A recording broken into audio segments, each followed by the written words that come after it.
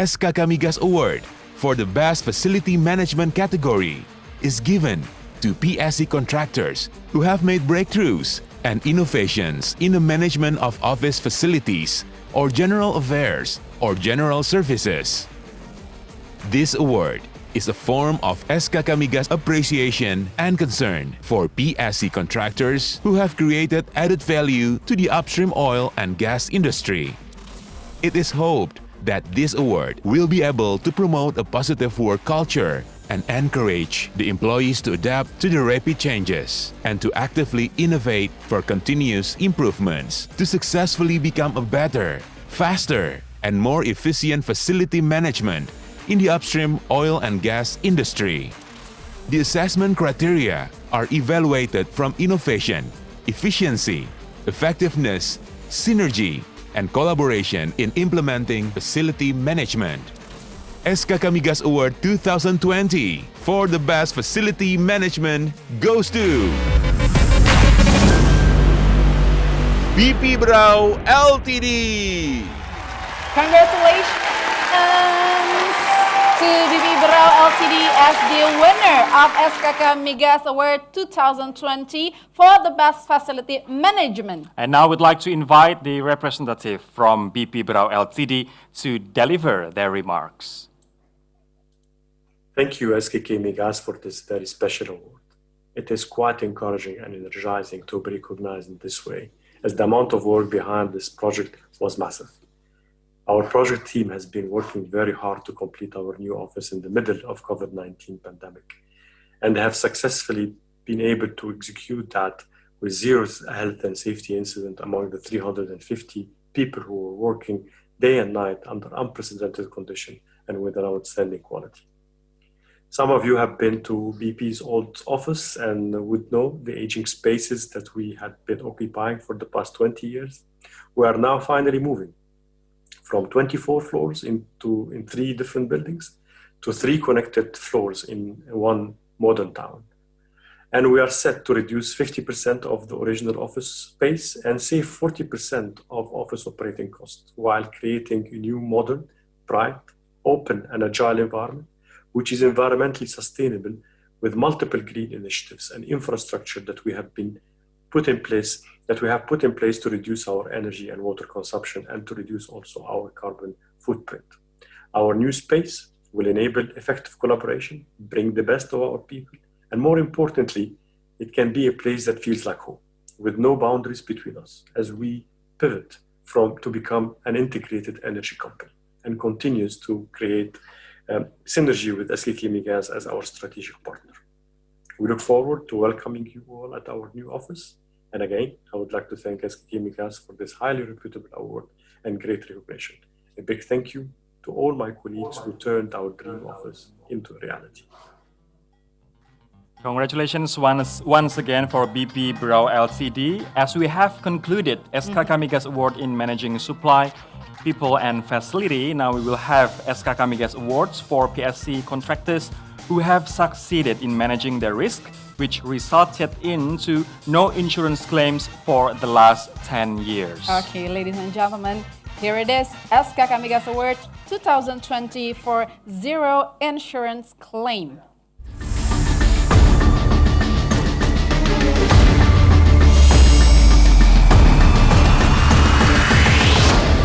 Zero Insurance Claim. SKK Migas Award for Zero Insurance Claim category is given to PSC contractors who have succeeded in managing their risks, which resulted to no insurance claims for the last 10 years.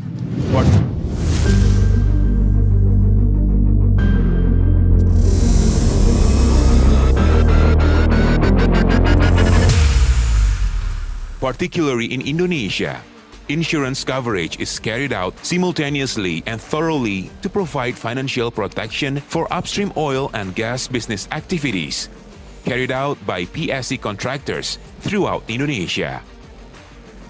A proper and effective insurance and risk management can certainly contribute to an efficient insurance coverage portfolio nationally. It is hoped that this achievement will become a role model for all PSC contractors to carry out risk management and insurance for their assets proficiently. The assessment criteria are evaluated based on data of PSC contractors who are proven to have never filed claims for the last 10 years.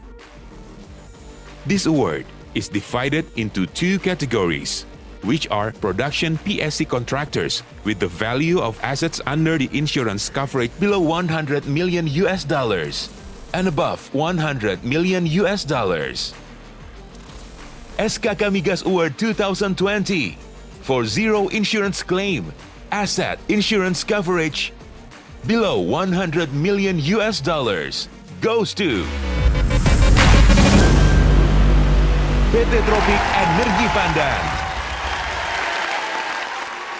To PT Tropik Energi Pandan, the winner of SKK Migas Award 2020 for zero insurance claim, asset insurance coverage below $100 million. So we'd like to invite the representative from PT Tropik Energi Pandan to deliver their remarks. Dear all, we would like to express our deepest appreciation to SKK Migas assessment team.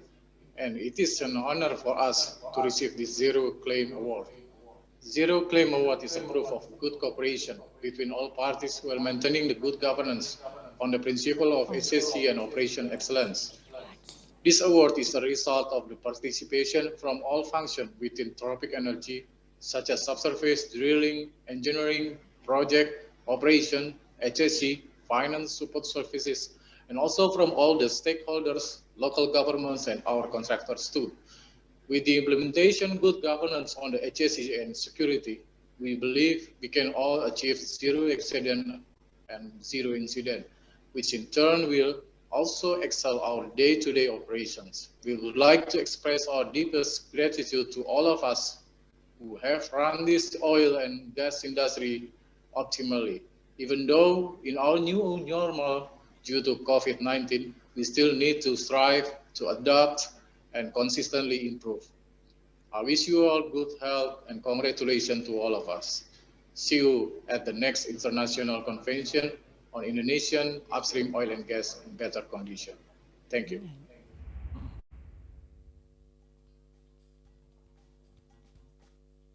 SKK Migas Award 2020 for zero insurance claim, asset insurance coverage above $100 million goes to ConocoPhillips Gresik Ltd.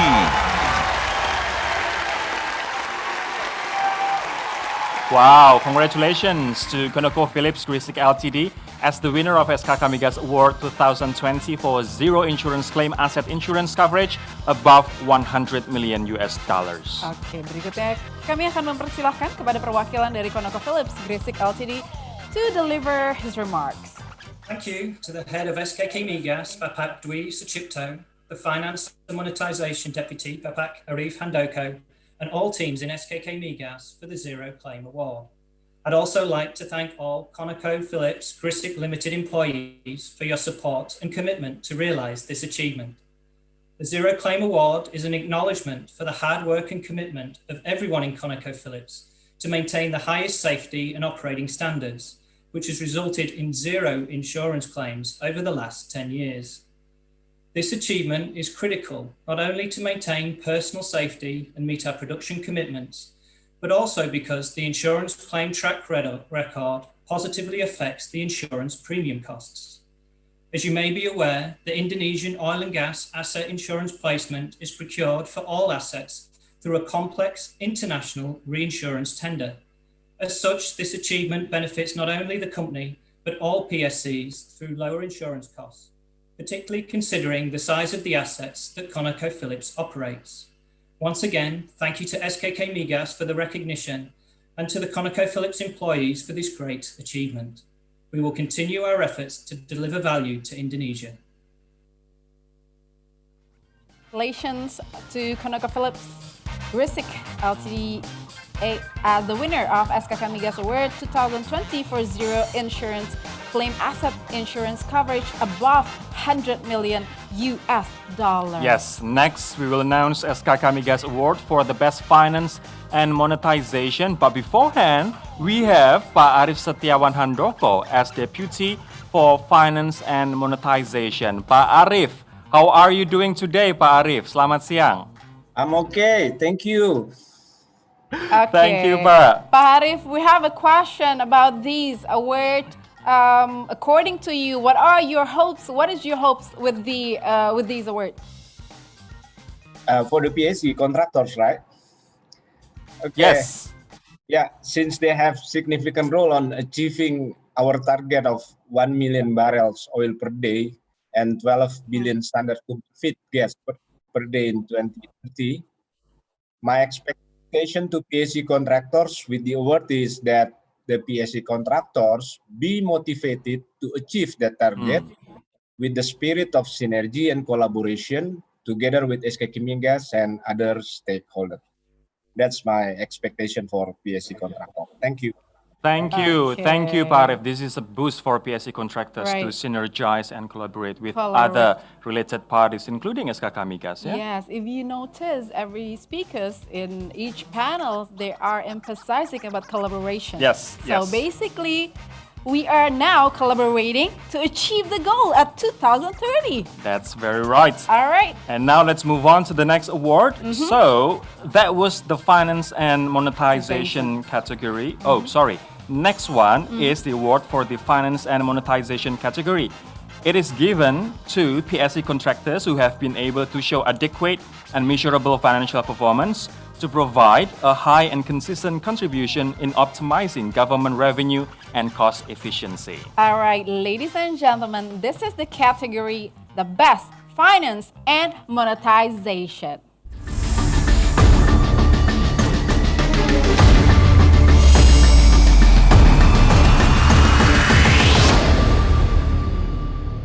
The Best Finance and Monetization.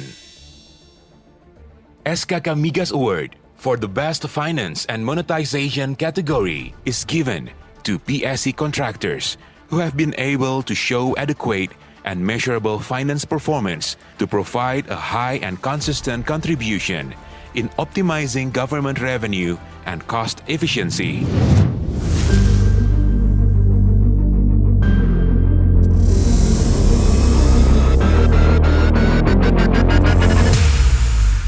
Additionally, PSC contractors can maintain high accountability and comply with applicable rules and regulations. In terms of monetizing oil and natural gas, PSC contractors can achieve the sales and purchase contract commitment at an optimum price and be able to contribute to the national oil and gas lifting target. It is hoped that this award can motivate PSC contractors in optimizing government revenue and cost efficiency and are responsible for accountability based on rules and regulations applied. The assessment criteria are evaluated from PSC contractors' performance, including oil and gas lifting and financial performance. SKK Migas Award 2020 for the Best Finance and Monetization goes to PT Chevron Pacific Indonesia.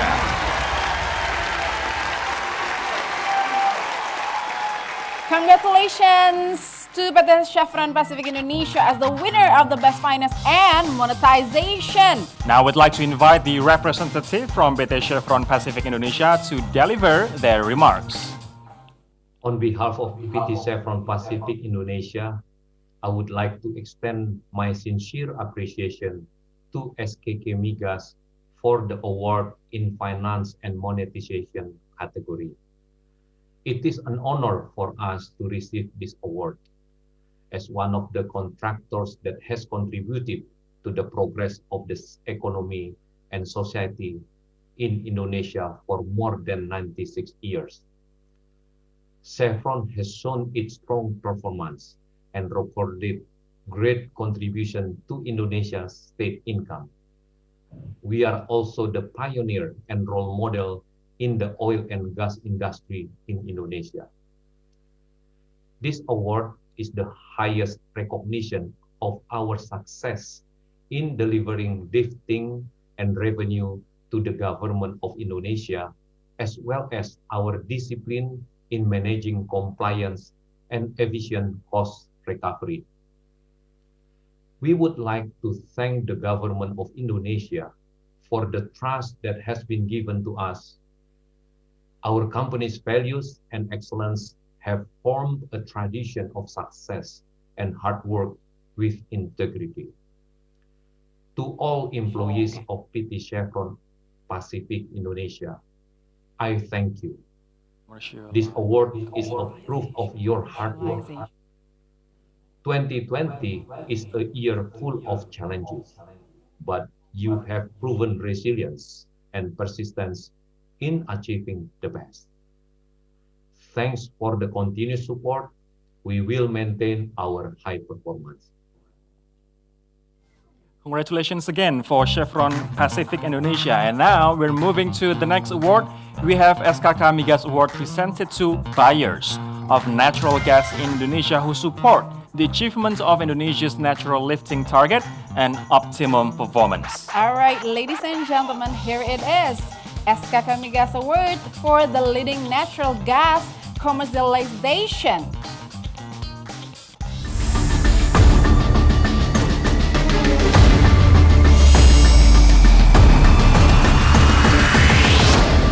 The leading natural gas commercialization. SKK Migas Award for the leading natural gas commercialization category is given to buyers of natural gas in Indonesia who support the achievement of Indonesia's national lifting target and optimum performance.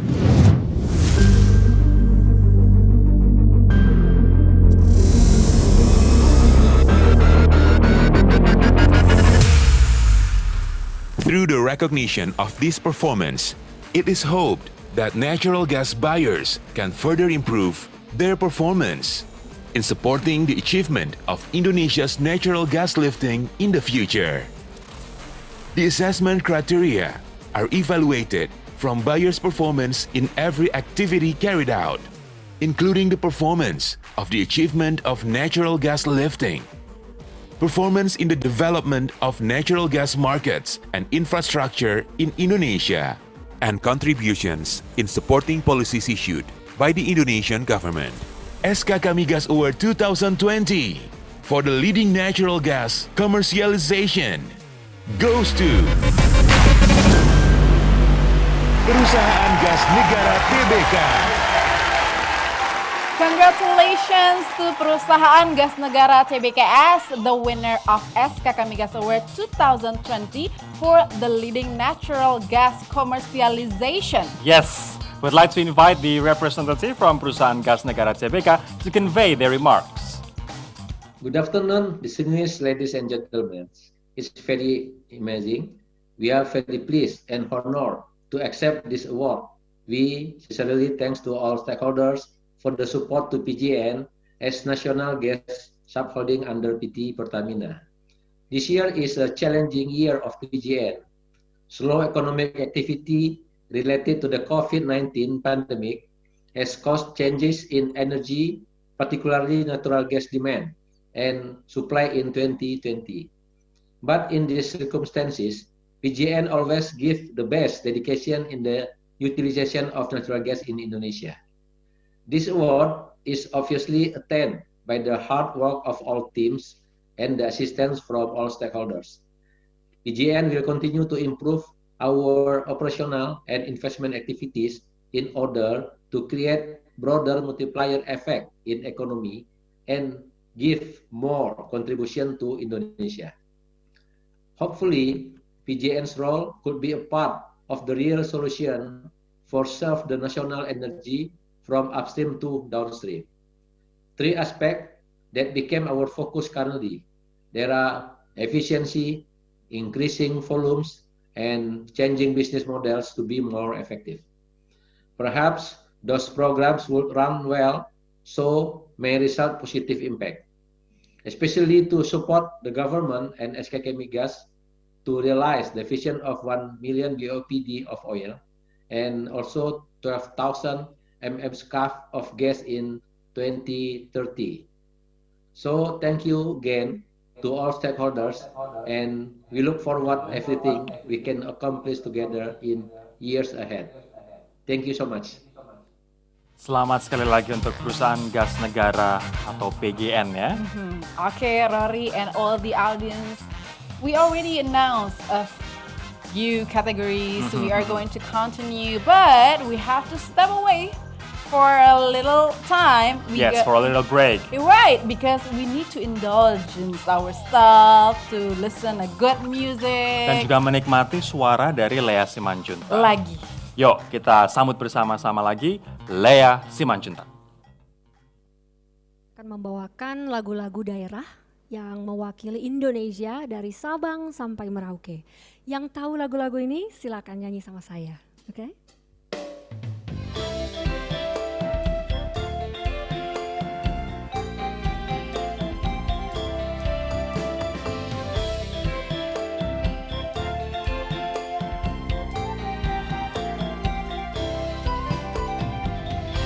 Mesat ngapung luhur jauh di awang-awang, ngaber kenjang-jang bangun kaya karingrang, suku narang goas rejang pamatuk nang ngeluk, ngopak megabari hiberna tarik nuru, manuk dadali, manuk panggagahna, perlambang sakti Indonesia Jaya, manuk dadali, pangkakon carana, resepna hiji, rukun sakabena, resepna hiji, rukun sakabena, resepna hiji, rukun sakabena.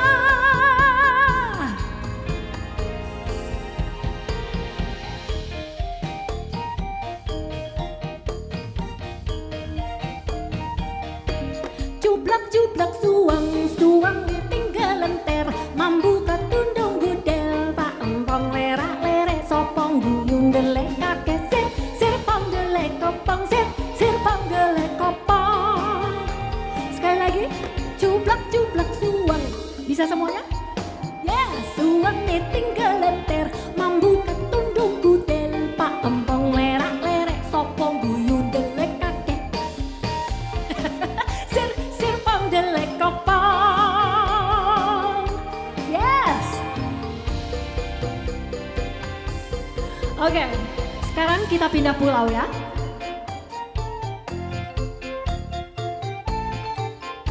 Ready? Cicip padiung bilang asumping dari Jawa, datang nek ke Cibung bawa kepiting 2 ekor. Come on. Cicip padiung bilang asumping dari Jawa, datang nek ke Cibung bawa kepiting 2 ekor. Cacak bur dalam bilana, picak hidung gigi rengah, sampai kita wadolo di pancung Raja Conga. Cacak bur dalam bilana, picak hidung gigi rengah, sampai kita wadolo di pancung Raja Conga.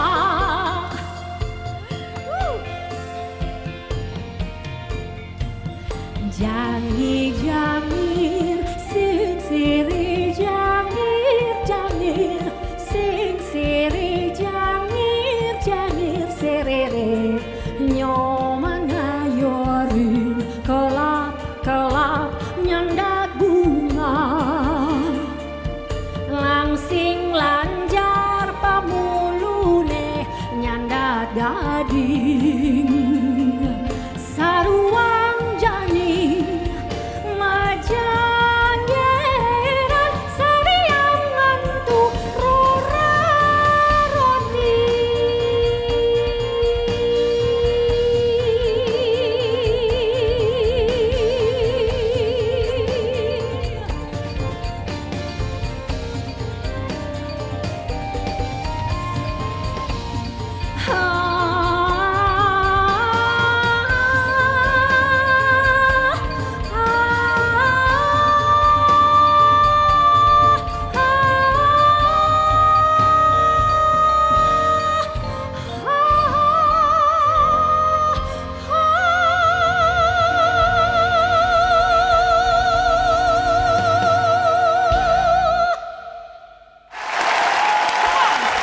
Still got one more to go.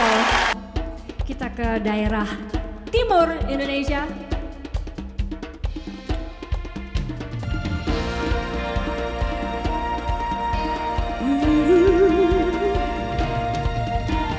Hey, yang ko rambe yang ko, I don't know why, kombe.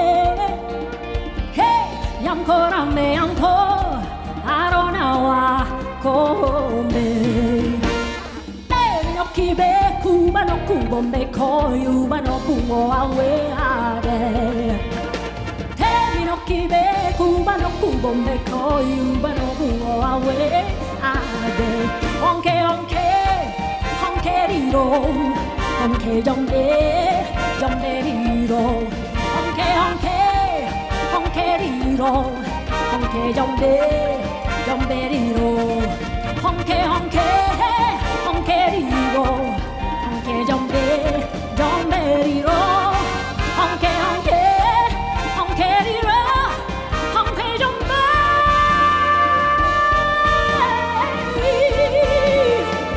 jomberiro.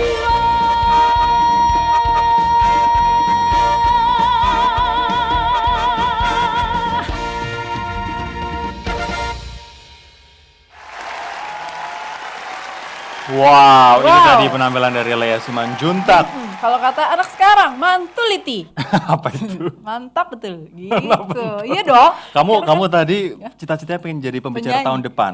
Jangan jadi penyanyi. Sekarang berubah pikiran dari situ ketemu Lea. Karena ya. nasib kita sama. Iya, benar juga Suara ya. kita Ya, bisa begitu membubarkan aja. massa.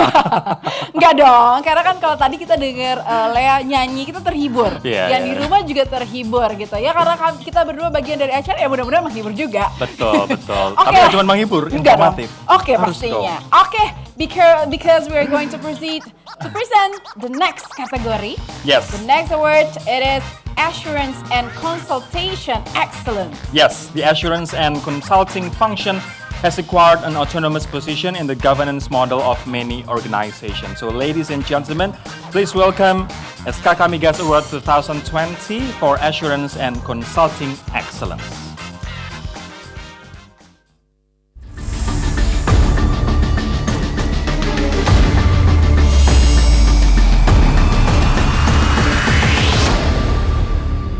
Assurance and Consultation Excellence. The assurance and consulting function has acquired an autonomous position in the governance model of many organizations. This has been accompanied by higher expectations towards internal auditors, risk managers, and compliance officers to play more strategic roles, not only to check the compliant aspects concerning rules and regulations, but also to provide worthy advice on what could be changed or improved to support the efforts of achieving the organization's KPI targets.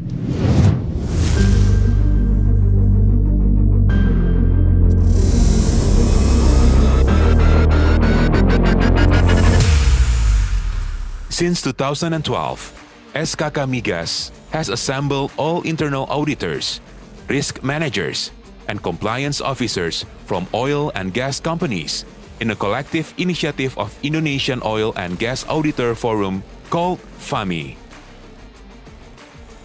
Every year, FAMI has conducted numerous events to pull together best practices and lessons learned, attuning shared annual programs, and broaden practical networks among internal auditors, risk managers, and compliance officers. Not only from oil and gas companies, but also from supreme auditors, government inspectors, law enforcement agencies, campus and research institutions, and other related stakeholders. The outcome of this initiative triggers new demands.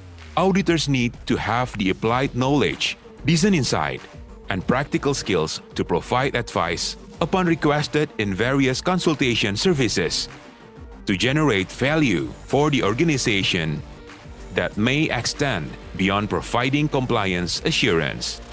And now, starting this year of 2020 onwards, SKK Migas will recognize the best oil and gas companies with the most vigorous assurance and consulting programs and honored them with the annual SKK Migas Award in Assurance and Consulting Excellence, or furthermore called as the ACE Award. The criteria used in the selection process for the ACE Award refers to the global standards and acknowledged frameworks that have been widely used and published by the ISO, professional associations, and COSO. Self-assessment process through a controlled questionnaire will be reviewed and assessed by the selection panel from the internal audit of SKK Migas. With this award, SKK Migas believe that all oil and gas companies' auditors will be inspired to pursue their best efforts to create added value and good governance for their organization. SKK Migas Award 2020 for Assurance and Consulting Excellence goes to PT Pertamina Hulu Energi. Congratulations to PT Pertamina Hulu Energi as the winner of SKK Migas Award 2020 for Assurance and Consulting Excellence. Now we'd like to invite the representative from the company to deliver their remarks. Assalamualaikum warahmatullahi wabarakatuh. First, we would like to say thank you to the Distinguished Committee which give us PHA the opportunity to join ACE Award for the year 2020. We also thank you for advice and recommendation which given to us as a contractor production sharing in partnership with SKK Migas. The event of ACE Award 2020 is very useful, especially for the internal audit function in PSC. Currently, PHA Group oversees quite a lot of upstream oil and gas blocks. We have 51 blocks which consist of operatorship and participating interest holder. It is our commitment as internal audit function to oversee upstream oil and gas operation in the PSE group through the consulting assurance activity as well as to ensure that operational activity can be carried out effectively, efficiently, economically, and accountably in terms of good governance and compliance with the applicable regulation. We hope this event can be conducted continuously as driven for continuous improvement, especially for internal audit in PSC.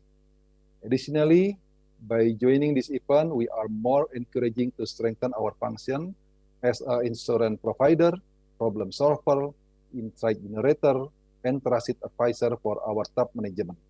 Thank you very much. We are looking forward for the next SE 2021. Thank you for SKK Migas. Thank you for all participants. May Allah give blessing to all of us. Wassalamualaikum warahmatullahi wabarakatuh. Waalaikumsalam warahmatullahi wabarakatuh. Congratulations again for PT Pertamina Hulu Energi. And now we have Bapak Taslim Z. Yunus as SKK Migas Internal Auditor. Let's discuss a bit about SKK Migas Award 2020. Pak Taslim, how are you doing, Pak Taslim? Pak Taslim sehat, Pak? Pak Taslim. Kami belum bisa mendengar suaranya. Boleh di-unmute audionya, Pak? Oke, sambil kita menunggu Pak Taslim. Iya, sudah terdengar. Apa kabar Pak Taslim? Sehat, Pak? Baik, alhamdulillah.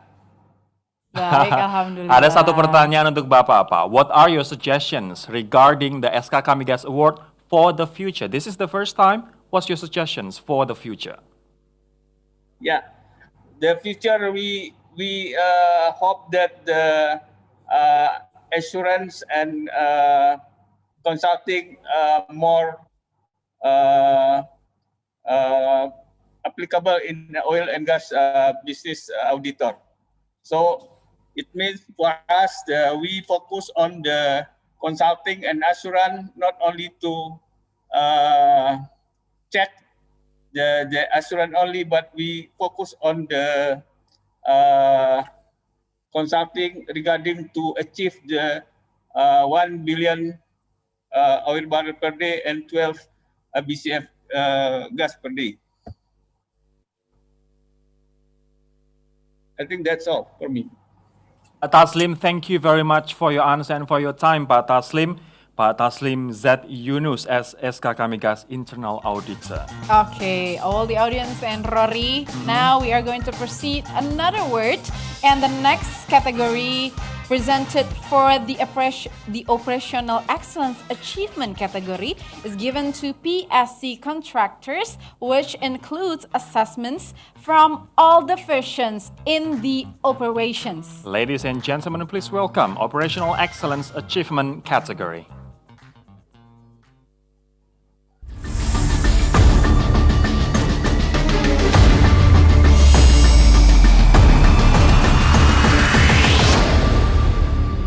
Operational Excellence Achievement.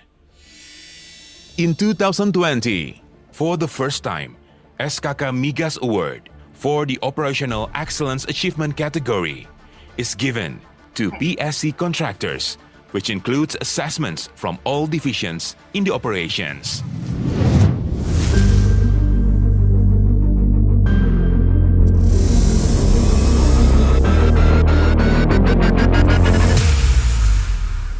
The Production Operations Division covers assessment of the achievement of production, lifting, and stock towards targets, the percentage of contribution to national production, and reporting performance through integrated operating system, which includes connectivity, timeliness, and the rate of constraints in reporting. The Project Management and Facility Maintenance Division covers assessment of plant maintenance optimization, minimizing unplanned shutdowns, compliance to work procedure guidelines, and effective coordination. The Oil and Gas Operation Support and Safety Division covers assessment in health, safety, security, and the environment, or HSSE aspect, not only limited to the government's proper rating, but also measured and evaluated to improve the performance of a sustainable HSSE management. Meanwhile, the achievement of drilling, workover, and well service activities is a complementary assessment from the Drilling and Well Maintenance Operations Division. The assessment time frame is limited from January 1st, 2019 until June 30th, 2020 and are grouped based on PSC contractors' production volume in units of barrel of oil equivalent per day, or BOEPD, namely category of production above 50,000 BOEPD, category of production between 10 and 50,000 BOEPD, and category of production under 10,000 BOEPD. It is hoped that this award will motivate PSC contractors to always provide complete performance in achieving production and lifting targets, carry out a work program on time, ensure the reliability of production facilities, while prioritizing HSSE aspects. Henceforth, it will encourage PSC contractors in operating upstream oil and gas business activities effective and efficiently, while always being innovative, creative, precise, and quick in solving operational problems. SKK Migas Awards 2020 for the Operational Excellence Achievement category of production under 10,000 BOEPD goes to third place, PT Medco INP Lematang. Second place, PT Medco INP Rimau. First place, Ophir Indonesia Madura Offshore Pty Ltd. Congratulations to all the winners, and would like to invite representative from Ophir Indonesia Madura Offshore Pty Ltd as the first place winner of SKK Migas Award 2020 for Operational Excellence Achievement and category of production under 10,000 BOEPD. Okay, we'd like to invite one of the representatives from the company, so the stage is yours. would like to express my sincere gratitude and thanks to SKK Migas, who have awarded the Operational Excellence Achievement Award for category less than 10,000 barrel oil equivalent per day to Medco E&P Madura Offshore. This achievement is a result of hard work and discipline of our employees and the contractors to implement pillars of our operational excellence system in carrying out all of our operational activities ranging from production, maintenance, drilling, well works, and facility project. This year is especially very challenging during COVID-19 pandemic period, where we successfully deliver Meliwis development project in Q2 this year. Many thanks and for the support from SKK Migas and our joint venture partners. On behalf of Medco E&P Madura Offshore, I thank you once again for this award.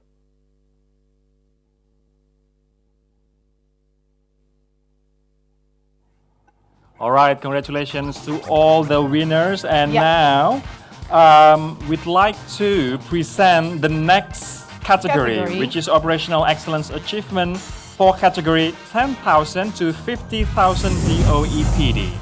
SKK Migas Award 2020 for the Operational Excellence Achievement category of production between 10 and 50,000 BOEPD goes to third place, PT Medco E&P Indonesia. Second place, Premier Oil Natuna CBV. First place, Medco E&P Natuna Ltd. Congratulations to all the winners for this category, and would like to invite the representative from Medco E&P Natuna Ltd as the first place winner of SKK Migas Award 2020 for Operational Excellence Achievement category of production between 10,000 and 50,000 BOEPD to deliver his remarks. Yeah. Please let me express my sincere gratitude and appreciation to SKK Migas for receiving the Operational Excellence Achievement Award category 10 to 50,000 barrel oil equivalent per day on behalf of Medco E&P Natuna. This achievement is a result of hard work and discipline of our employees and also the contractors to implement pillars of our operational excellence system in carrying out all of our operational activities ranging from production, maintenance, drilling, well works, and facility projects. This is especially very challenging year during COVID-19 pandemic period, where we successfully executed 2 development drilling, 4 exploration drilling, and 1 compressor project at North Belut platform. Many thanks to the team and the support from SKK Migas and also our joint venture partners. On behalf of Medco E&P Natuna, I thank you once again for this award.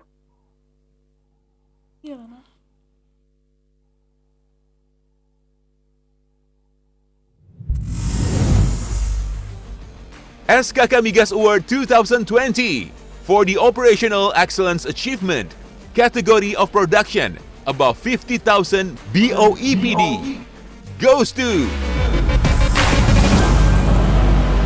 third place, ExxonMobil PT Pertamina Hulu Mahakam. Second place, ConocoPhillips Grisik Ltd. First place, ExxonMobil Cepu Ltd. Wow, congratulations to all winners. Yay! Now we'd like to invite the representative from ExxonMobil Cepu Ltd. as the first winner of SKK Migas Award 2020 for Operational Excellence Achievement category of production above 50,000 BOEPD. Selamat siang, nama saya Melanie Cook. On behalf of ExxonMobil Cepu Limited, we would like to extend our gratitude to SKK Migas for the Operational Excellence Achievement Award. We are honoured to receive the Best Award for the category of production exceeding 50,000 barrels a day. For us, this reflects the fruits of our efforts in safety, reliability, efficiency, and corporate citizenship. To the world, this shouts that the oil and gas industry level in Indonesia is worthy on a world scale. To receive this award is an honour and a motivation to keep improving our efforts in innovation and creativity for safety, budget efficiency, and reliability in every aspect related to our operations. This is the first time such an award has been received, but I believe it will not be the last. Terima kasih banyak. Congratulations. Thank you for the remarks. Yes. Oh my God, I was so happy. Why? Because What's they that? received the award, but I can feel the energy. Yes, and the representative from ExxonMobil is Yeah. one out of few women. Great. Right? In the That industry. We need more women in the industry. We need more women in this industry for Yes. sure. Okay, Rory and all the audience, we have gone through all the SKK Migas Award for Operational Excellence Achievement. But please stay in front of the screen on your devices Yes. because we have Bapak Julius Wiratno as Deputy for Operation with us now. Operation. Harus kayak Lidahnya ibu tuh kayak- tadi gitu ya, lidahnya harus kayak ikut kamu gitu. gitu ya. Operation gitu. Pak Julius, selamat siang Pak. Baik, Pak Julius, selamat siang. How are you today, Pak? I'm doing fine, thanks. Good. Waduh, Pak Julius nih udah. Pak, Bapak senyumnya nih pasti merasakan kebahagiaan dari para penerima penghargaan juga nih ya Pak ya? Oh, yeah, for sure. Saya sangat bangga. Kan, bener tuh Ron. I have a question for you, Pak Julius. Do you have any message for the winners? Oh, I message you. First of all, for the winners, congratulations. I'm very glad. Yes, you are performing very well from the operation aspect. That for sure we do hope they will become the role model for the other PSU operator in Indonesia and will be willing to share the success story to the others. I think that's a very short message for me, and always keep up a good work. That's all. The good work. Thank you very much, Pak Julius Wiratno, Iya. for your time. Iya.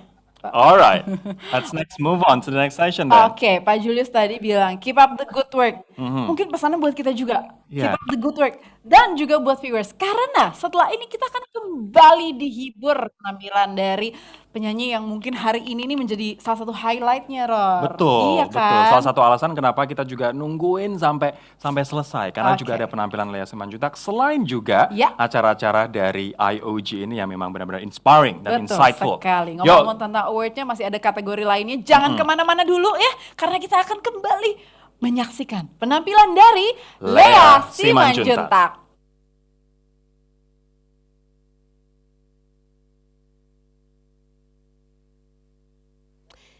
Now, the first time I've ever sung this upcoming medley, which you are about to hear, was with the one and only David Foster himself. So today, I will be singing the exact same medley, specially for all of you.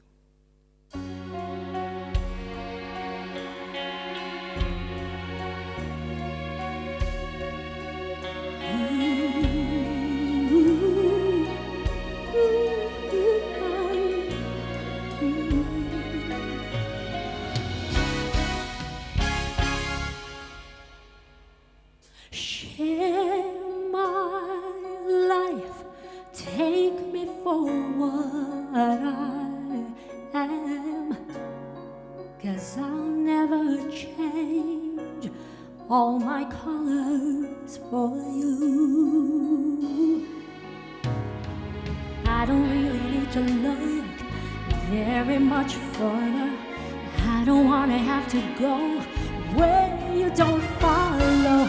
I don't hold it back again. This passion inside, I can't run from myself. There's nowhere to hide. Your love I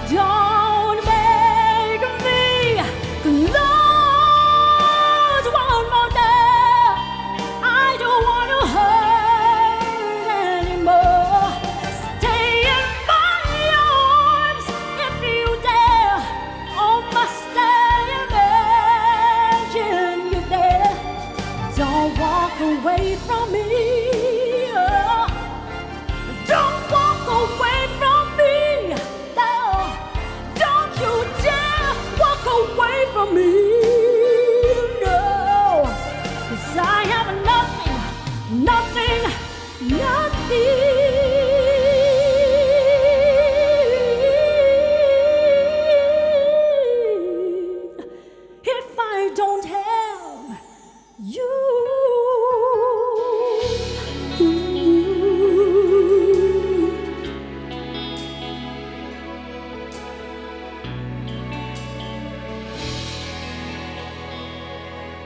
You want to sing it with me? And I will always love you. I will always love you.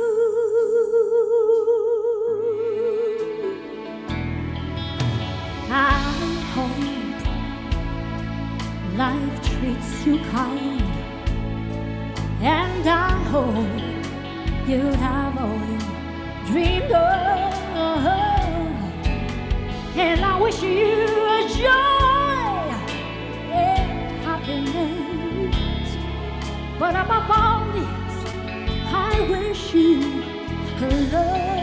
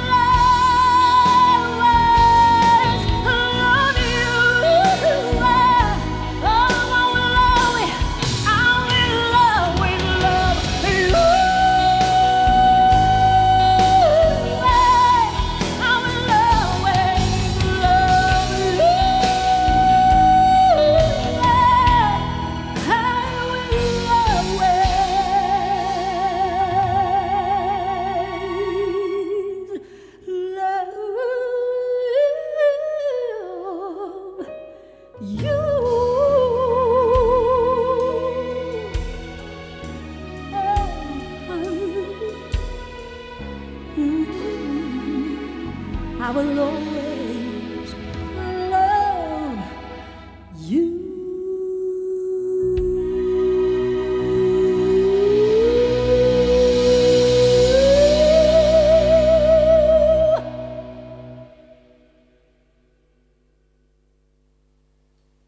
Thank you very much.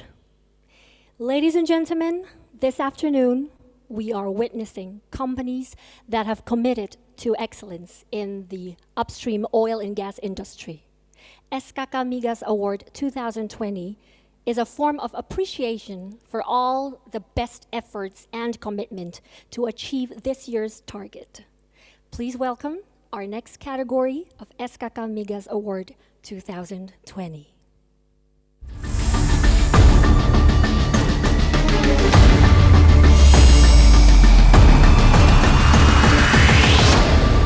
The most optimum planning and realization. SKK Migas Award for the most optimum planning and realization category is given to PSC contractors who have been able to carry out exploitation activities properly and measurably.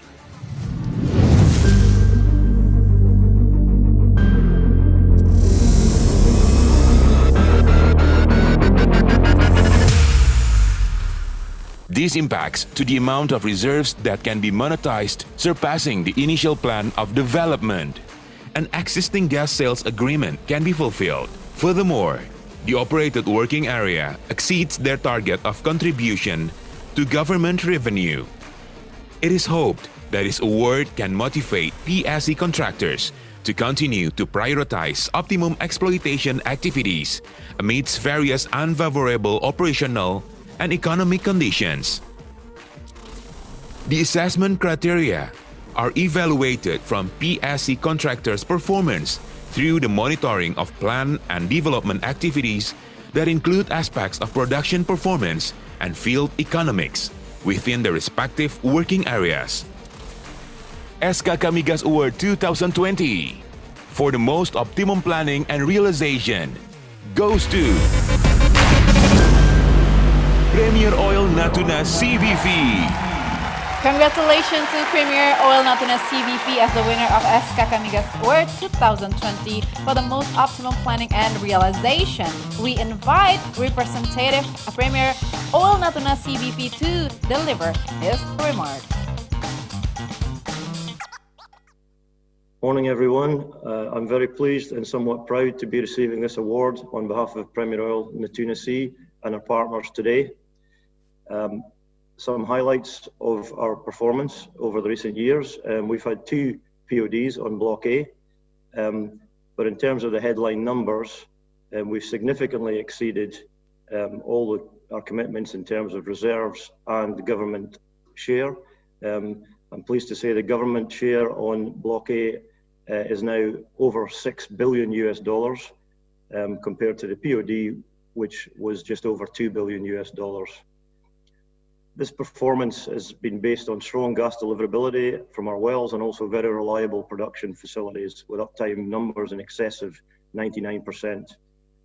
We've been reliably meeting our gas sales commitments to our buyers in Singapore for over 20 years now, which enhances the reputation of not only Premier Oil, but also of Indonesia as a trusted and preferred supplier of pipeline gas. Based on this solid reputation, we're also now working towards the development of our gas reserves in the China PSC, and we're very pleased to have secured a new Russian partner this year to help us achieve that. We're also excited about our newest exploration area in the Andaman Sea, and are quietly confident that it may lead to the next giant discovery for Indonesia, and of course some corresponding new PODs. But this can only be achieved through a team effort, and hence we would like to thank ESDM, Migas, and of course SKK Migas for their continued cooperation and support. Thank you. All right, congratulations again for Premier Oil Natuna CVV for the achievement. Now, we'd like to move on to SKK Migas Award for the fastest field discovery to on-stream category. This is given to PSC contractors who have been able to accelerate oil and gas exploration and exploitation in their working area from discovery to the field on stream. Okay, here it is. SKK Migas Award 2020 for the fastest field discovery to on-stream category.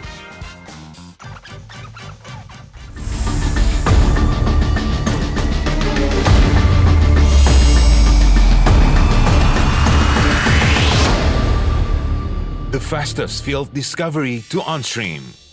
SKK Migas Award for the fastest field discovery to on-stream category is given to PSC contractors who have been able to accelerate oil and gas exploration and exploitation in their working area, from discovery until the field is on stream.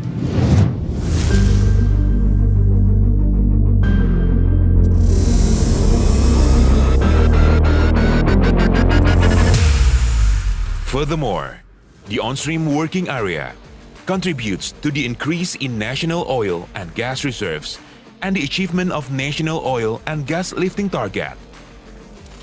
It is hoped that this award can motivate PSC contractors to continue to increase exploration activities in working area that are potential for discovery and accelerate oil and gas exploitation activities in fields with discoveries to expedite the first oil or first gas.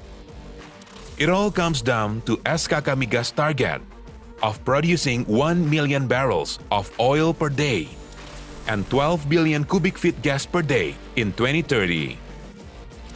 The assessment criteria are evaluated from PSC contractors' performance of fields which plan of developments have been approved and calculated on how they expedite process since discovery to on-stream.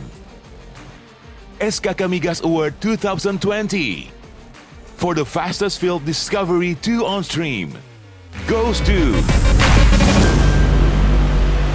PT Seleraya Merangin 2. Congratulations to PT Seleraya Merangin 2 as the winner of SKK Migas Award 2020 for the fastest field discovery to on-stream. Yes, and now we'd like to invite the representative from the company to deliver their remarks. Assalamualaikum warahmatullahi wabarakatuh. Salam sejahtera untuk kita semua. Om Swastiastu. First of all, on behalf of GD Group China Management, let me sincerely thank you for the opportunity given to give award at the International Convention of Indonesian Upstream Oil and Gas 2020. And Alhamdulillah, Rabbil Alamin, thanks to the grace of Allah Subhanahu wa Ta'ala, in the condition of healthy favors and safety in the current COVID-19 pandemic situation. In short, timing, Jindi aggressively increased SRMD production, which was originally 1,250 barrel oil per day, increased almost triple to 3,000 barrels oil per day in just 1.5 years. With optimizing drilling, production of development wells and workover. Secondly, SRMD also developing new field, namely Belato, that last year have discovery 1,400 barrels for one well. Hopefully with this program, SRMD can increase production to 5,000 barrels oil per day in 2021. Addition to search new oil reserve, SRMD also conduct seismic 2D and 3D in Tampi field and Belato field to optimize the position of development wells while conducting exploration activities on deeper targets that have been proven to contain gas content. Jindi Group China also committed to accelerate gas production up to 1 by acquiring South Jambi B working area. And on December 2018, Jindi won the South Jambi B auction, which previously this block operated by ConocoPhillips South Jambi B Limited. Jindi Group China synergized with the government of the Republic of Indonesia to increase national oil and gas production by still conducting exploration and exploitation activities in accordance with the Trim Road to 1 million BOPD BSPAD in 2030 through aggressive upstream oil and gas transformation. Lastly, we hope for support from the central and local government to support and to make legal breakthrough needed in order to accelerate national oil and gas production, also to maintain the investment climate for foreign investors. Thank you very much. Waalaikumsalam warahmatullahi wabarakatuh. Waalaikumsalam. Congratulations again for Selera yang merangin 2. Yeah. And let's move on to the next award. And the next category is for the best exploration activity is given to PSC contractors who have successfully carried out exploration survey activities that have contributed to providing significant additional data of frontier based in Indonesia. Frontier basins Yes. in Indonesia. So, ladies and gentlemen, please welcome SKK Migas Award 2020 or 2020 for the Best Exploration Activity category.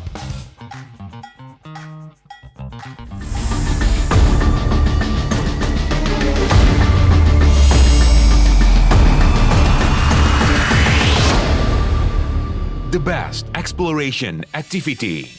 SKK Migas Award for the Best Exploration Activity category is given to PSC contractors who have successfully carried out exploration survey activities that have contributed to providing significant additional data of frontier basins in Indonesia.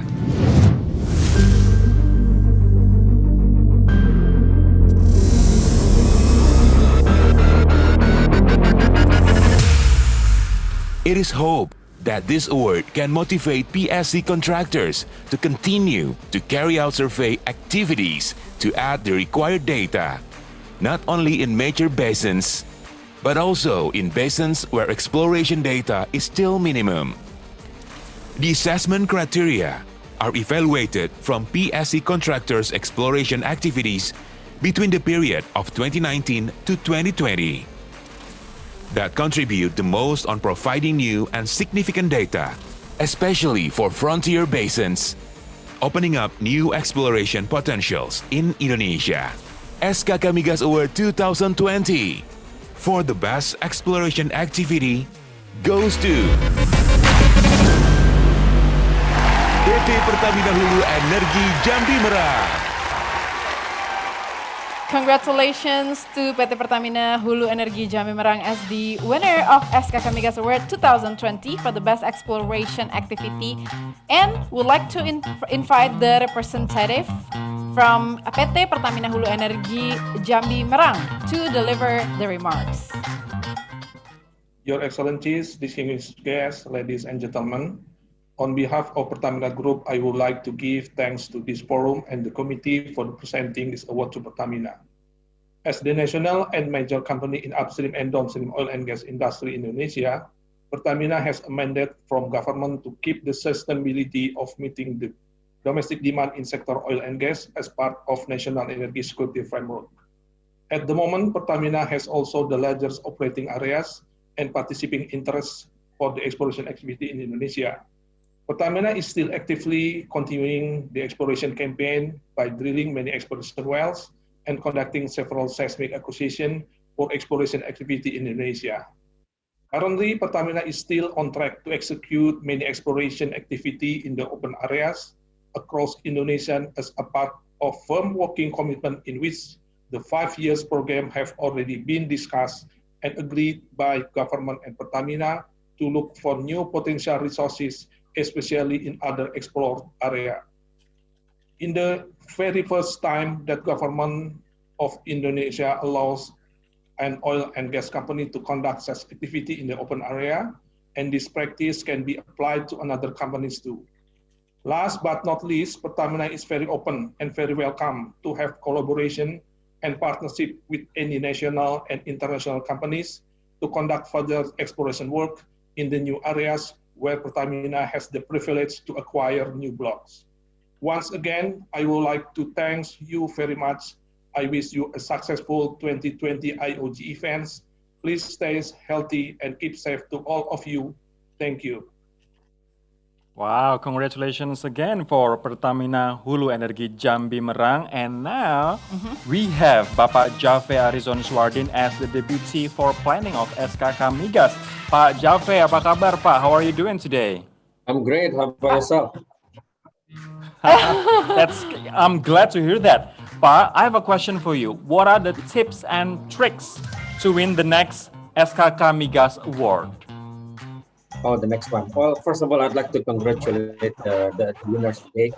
And for the next year, we'll make it more interesting and a little bit more fun.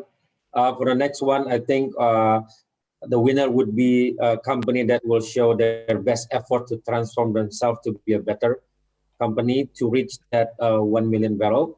And obviously, the one that show a best effort in collaboration. I think the other management has said that as well. Yeah. That's a tip for the next year's award. Yes. Thank you so much. Terima kasih Pak Jave Suardin for your answer. Oke, jadi tadi Pak Jave bilang bahwa kalau tahun depan nih ya perusahaan-perusahaan yang akan dilihat lagi berdasarkan effortnya untuk memberikan pelayanan yang terbaik tentunya. Betul. Karena kategorinya kan banyak sekali. Sorry, kalau tahun ini memberikan 18 kategori, tidak menutup kemungkinan mungkin tahun depan lebih lagi gitu karena ternyata ada performance lebih baik lagi dari pencapaian setiap perusahaan.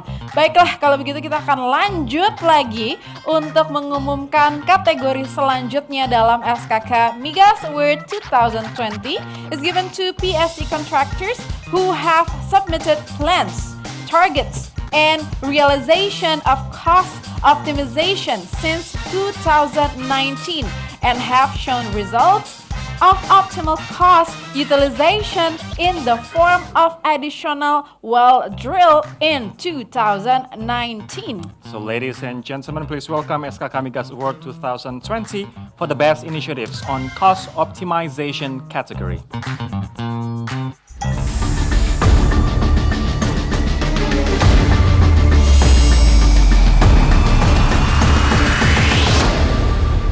The best initiatives on cost optimization. In 2019, SKK Migas conducted a cost optimization campaign to all PSC contractors with the aim to jointly review the 2019 cost recovery by identifying cost components that can be optimized, determining potential cost optimization to be implemented, and obtaining cost optimization initiatives that have been implemented by the PSC contractors.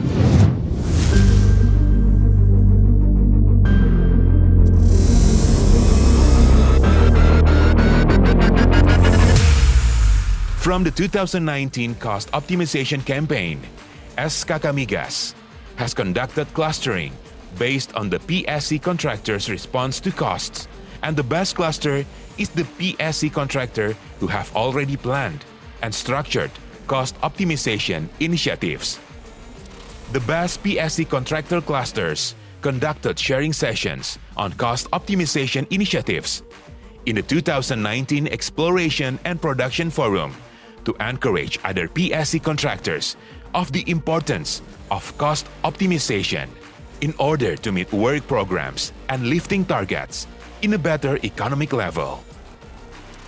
SKK Migas Award for the best initiatives on cost optimization category is given to PSC contractors have submitted plans, targets, and realization of cost optimization since 2019 and have shown results of optimal cost utilization in the form of additional wells drilled in 2019. SKK Migas Award 2020 for the best initiatives on cost optimization goes to PT Pertamina Hulu Mahakam. Congratulations to PT Pertamina Hulu Mahakam as the winner of SKK Migas Award 2020 for the best initiative on cost optimization. And we would like to invite a representative of PT Pertamina Hulu Mahakam to deliver the remarks. Selamat sore, good afternoon ladies and gentlemen. Saya dan segenap perwira PT Pertamina Hulu Mahakam mengucapkan terima kasih atas penghargaan Cost Optimization Best Initiative ini bagi kami. Bagi kami, penghargaan ini merupakan bentuk pengakuan dan apresiasi dari SKK Migas bahwa upaya kami melaksanakan inisiatif optimisasi biaya secara terencana dan terukur sudah benar. Penghargaan ini walaupun bukan menjadi tujuan kami, akan menjadi tambahan energi bagi kami dan semangat kami untuk melanjutkan dan mengembangkan berbagai inovasi, inisiatif, kreativitas, dan value creation agar semakin efisien, efektif di dalam menjalankan kegiatan eksplorasi dan produksi di wilayah kerja Mahakam. PHM menamakan inisiatif ini sebagai Cleopatra, singkatan dari Cost Effectiveness and Lean Operation of Major Assets, yang diluncurkan sejak tahun 2019. Tujuan dari inisiatif ini adalah untuk mengefisienkan operasi di wilayah kerja Mahakam yang sudah memasuki fase natural decline agar keekonomiannya tetap terjaga. Melalui Cleopatra, PHM berambisi untuk melakukan efisiensi OPEX dan CAPEX secara berkelanjutan. Dan kami percaya hal ini akan dapat dicapai dengan dukungan dan kolaborasi dari seluruh pemangku kepentingan. Terakhir, tidak perlu menjadi hebat untuk memulai, tapi kita harus segera memulai untuk bisa menjadi hebat. Tidak perlu menjadi hebat untuk memulai, tapi kita bisa menjadi hebat untuk mulai. Nah, kita mulai untuk bisa menjadi hebat, gitu. Bapak ini tadi banyak sekali loh pesan-pesan kehidupan. Betul. Mungkin setelah ini kita akan implementasikan saja, Rory ya. Iya, tadi harusnya kita catat dan kita tanamkan dalam-dalam. Benar, itu di repost. Quote from SKK Migas Award 2020. Oke, jadi ini adalah penghargaan yang terakhir untuk 18 kategori ini yang terakhir dan tentu saja paling ditunggu-tunggu. This is the last but not the least award aiming to motivate PSC contractors to always make aggressive, large, effective and efficient plans to achieve production targets in 2021. Okay, here we come. The last category of SKK Migas Award 2020. The most aggressive exploitation work program in 2021 category.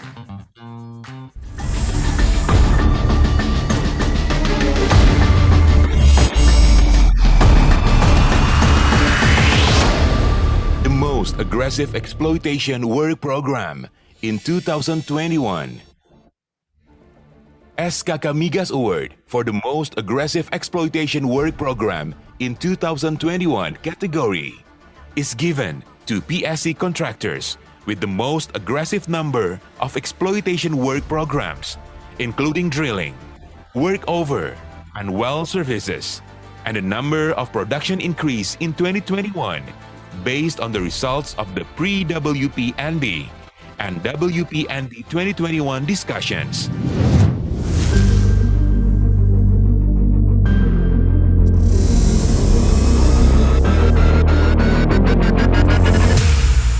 It is hoped that this award can motivate PSC contractors to always make aggressive, large, effective, and efficient plans to achieve production targets in 2021 and also to stay in line with the government's long-term strategic planning to achieve the production target of 1 million barrels of oil per day and 12 billion standard cubic feet per day in 2030. This aggressive work program always puts forward the principle of maximizing value for the government and contractors and is always based on good reservoir management.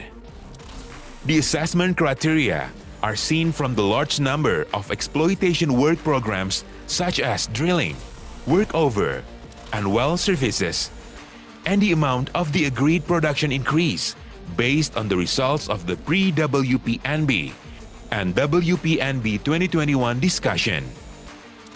SKK Migas Award 2020 for the most aggressive exploitation work program in 2021 goes to PT Pertamina EP. EP as the winner of SKK Migas Award 2020 for the most aggressive exploitation work program in 2021. Would like to invite a representative of PT Pertamina EP to deliver the remarks. Bismillahirrahmanirrahim. Assalamualaikum warahmatullahi wabarakatuh. Salam sejahtera buat kita semua. May prosperity be upon us all. Distinguished Minister of Energy and Mineral Resources, distinguished Head of SKK Migas, ladies and gentlemen. In this very special occasion of 2020 International Convention on Indonesian Upstream Oil and Gas, I would like to express my highest appreciation to SKK Migas for honoring Pertamina EP with the most aggressive exploitation work program in 2021. It is a very proud accomplishment for us to receive this acknowledgement. Distinguished ladies and gentlemen, as our continuous work program to achieve our goals this yearly only, the Pertamina EP has contributed to drill 78 development well. This number will be nearly double in next year with 132 wells. For us, this number is also marked as the most aggressive exploitation activity in Pertamina EP history. We do hope that this strategy will be able to hold down the rate of natural decline to about 27% annually, so that Pertamina EP will continue growing and give its best contribution optimally. Once again, on behalf of PT Pertamina EP, I would like to thank for this appreciation. PT Pertamina EP will bring more benefit to our most beloved nation. Wassalamualaikum warahmatullahi wabarakatuh. Waalaikumsalam warahmatullahi wabarakatuh. Selamat sekali lagi untuk PT Pertamina EP untuk kerja kerasnya dan juga untuk penghargaannya. Nah, sekarang kita akan berbincang lagi dengan salah satu manajemen dari SKK Migas. We've got Vice Chairman of SKK Migas, Bapak Fatar Yani Abdurrahman. How are you, Pak Fatar? Hai Pak Fatar. Thank you. Okay, Pak Fatar. Okay, hi Pak Fatar. You're looking good as well, as we can see here from the studio. Pak, we wondering, since SKK Migas has set the target of 1 million BOPD and 12 BSCFD in 2030, how optimistic you are about to achieving the target? And do you have any message to or key to success? Well, thank you, Master Rory and Mbak Safira. Before I respond to your questions, I would like to take this opportunity to congratulate to all the winners today on the SKK Migas Award 2020. I think we have a very great achievement by all the companies. What we like to see next year and the following years, we will have all the companies, they are on the same level of performance. So when we have many more best performance, and then we can have more strong performance that can, take them into a synergy, when then will give us a very, very strong collaborations in order to lead us to achieve our target in 2030.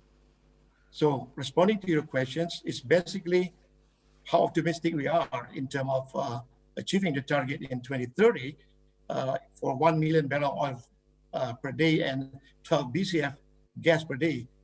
Yes, it is possible, and we are very confident to do that because the long-term plan that we put together with the all oil companies in Indonesia as the operators, I think this is a joint and collaborative efforts. We made a conscious decision that year by year, we have to achieve that target in order to get through to our long journey in 2030. So we do believe that with the very good synergy among the PSC, we cannot do by ourselves together alone.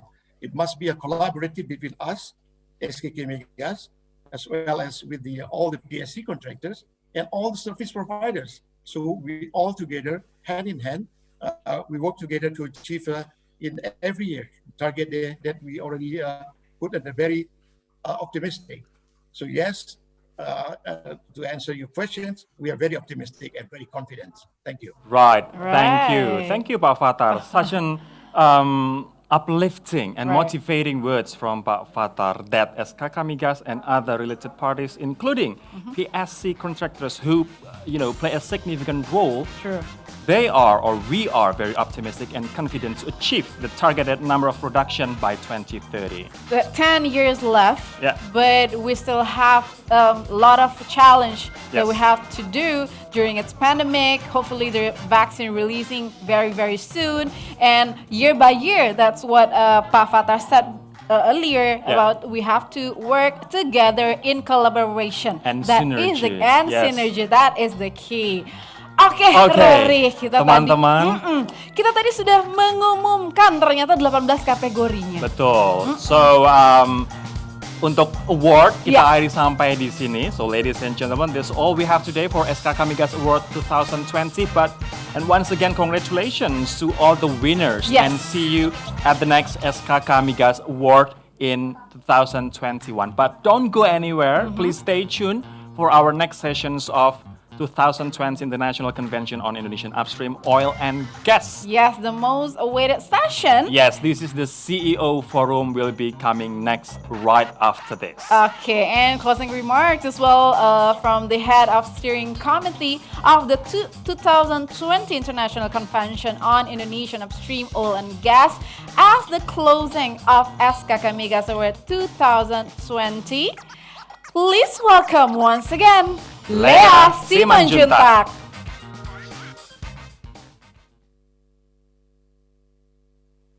I would like to thank all the participants who are still excited to wait for the next session of this 3-day event. And I would also like to congratulate all the winners of SKK Migas Awards 2020. This is my winning song for you. Don't you worry about a thing.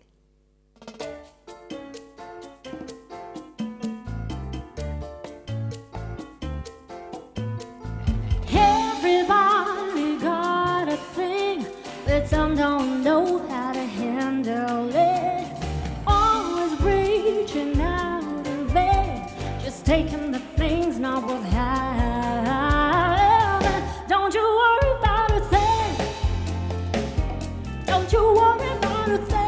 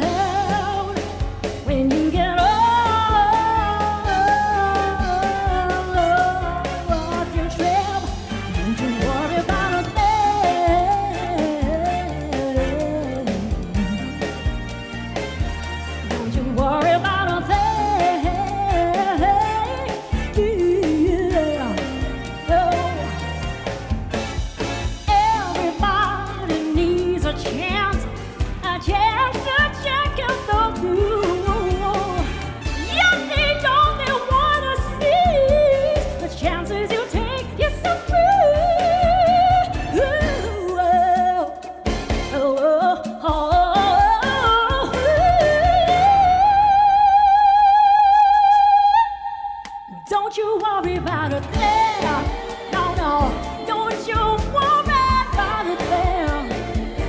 Don't you worry about a thing. No, no, no, no, no, yeah, yeah. Ba ba ba ba ba ba ba ba ba da ba ba ba ba ba ba.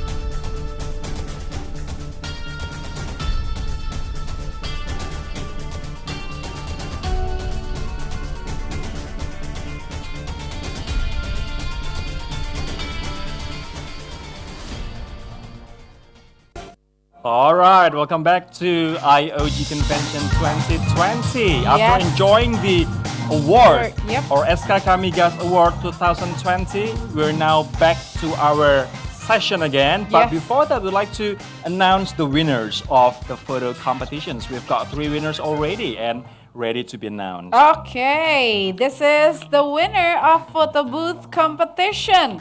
We are going to announce from the third place. Yes. The third place, the winner is Rahayu Muji 1809. Rahayu Muji 1809. Wow, selamat untuk Mbak Rahayu untuk mendapatkan voucher belanja dan juga juara ketiga untuk photo booth competition. Oke. Juara kedua, second winner, Rahma Zamri. Yeay. Congratulations, selamat. Nah, ini dia fotonya. Waduh, senyumnya manis sekali deh. Dan dia pakai apa? Stiker-stiker lucu Iya, ya. pakai stiker-stiker. Nah, gini Ada nih kreativitas luar biasa. Photo booth. Oke, langsung kita akan mengumumkan juara pertama untuk photo booth competition. Pemenangnya adalah Yanin Holison. Wow. So instead of taking picture in a usual way, Yeah. ternyata Yanin Collison ini paint the logo of SKK Migas onto his face. Very creative. This is the logo of SKK Migas on his face. Alright, Lucu with banget. white colors and red and green Yes. on the mouth. And congratulations buat seluruh pemenang di photo booth competition. Betul.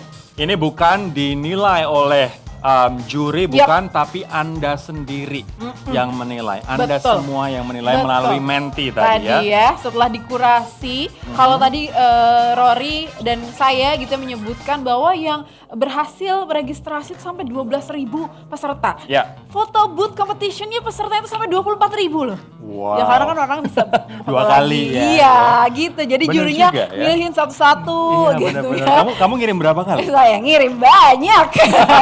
Kayak tiap hari update terus Iya, terakhir betul ya. sekali. Tapi sekali lagi Ya. semua ini tidak akan bisa terselenggara tanpa adanya dukungan teman-teman sponsor dan khususnya juga dukungan dari Kementerian Energi dan Sumber Daya Mineral atau Kementerian ESDM. Iya. Nah, kami juga mengucapkan terima kasih. Would like to thank also to OSCT and Slick Bar Indonesia, Pertamina Group, Meindo Elang Indah, Konsorsium Asuransi Aset Industri dan Proyek Konstruksi, Bank Negara Indonesia, Bank Rakyat Indonesia, Bank Mandiri, Suci Lines, and many other silver and bronze sponsors. Yes, and we have also provided you with the state-of-the-art sponsors corners at the exhibition hall. And we invite you to explore the exhibition hall as you can see and enjoy what the sponsors have to offer. Betul sekali, jadi Anda bisa sama-sama merasakan sendiri pengalamannya mengikuti acara yang digelar secara virtual terbesar yang diselenggarakan oleh SKK Migas. Of course, Ya. and don't let this event pass without connection, without collaboration. Just go to our lounge where you can chat, where you can connect, and where you can build connection with other participants of this convention. Oke, Rory, walaupun tadi kita sudah mengumumkan dalam sesi Word pemenang yang terbagi menjadi 18 kategori gitu ya. Dan kita juga sudah mendengarkan, karena tadi sempat bertanya kepada jajaran manajemen dari SKK Migas, harapannya bahkan ada yang memberikan tips, juga memberikan tahun depan seperti ini dan seperti itu gitu ya. Bukan berarti acaranya udah selesai. Bukan, belum. Masih belum. ada salah satu juga yang ditunggu-tunggu, CEO Forum. Itu dia. Ya, kita akan menampilkan CEO Ya. Forum yang sudah di situ diisi oleh orang-orang yang sangat kompeten dan juga pastinya akan sangat informatif, very insightful for us, the CEO Forum lineup. So we've got from Director General of Oil and Gas, Bapak Mustafid, and we also have Head of Macroeconomic Policy Center, Bapak Hidayat Amir, as well as CEO of Pertamina Hulu Energy, Bapak Budiman Parkusip. Dan tentunya kami juga menghadirkan President Director of ConocoPhillips, Bej Agarwal. Yes. Lalu juga ada President Director of BP Nader Zaki. Lalu juga ada President Director of Medco ENP, Ronald Gunawan. Dan juga Managing Director of ENI atau ENI Indonesia, Diego Portugis. And for this CEO Forum, we will hand it over the stage to our moderator, Marcus Richards, the Executive Advisor of Boston Consulting Group. Marcus, the time is yours. Thank you very much. Salamat siang. Good afternoon, everybody from the United Kingdom. Your Excellency, distinguished guests, ladies and gentlemen, good afternoon and welcome to the CEO panel. So as the introduction has said, I'm Marcus Richards. I'm Executive Advisor with BCG, and I spent 30 years in the oil and gas business, both working 27 years for BP and also as Group CEO.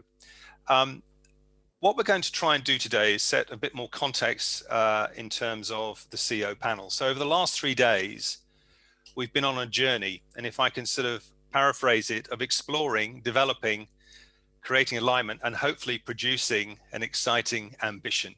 And that ambition is about 1 million barrels of oil a day and 12 billion standard cubic feet of gas.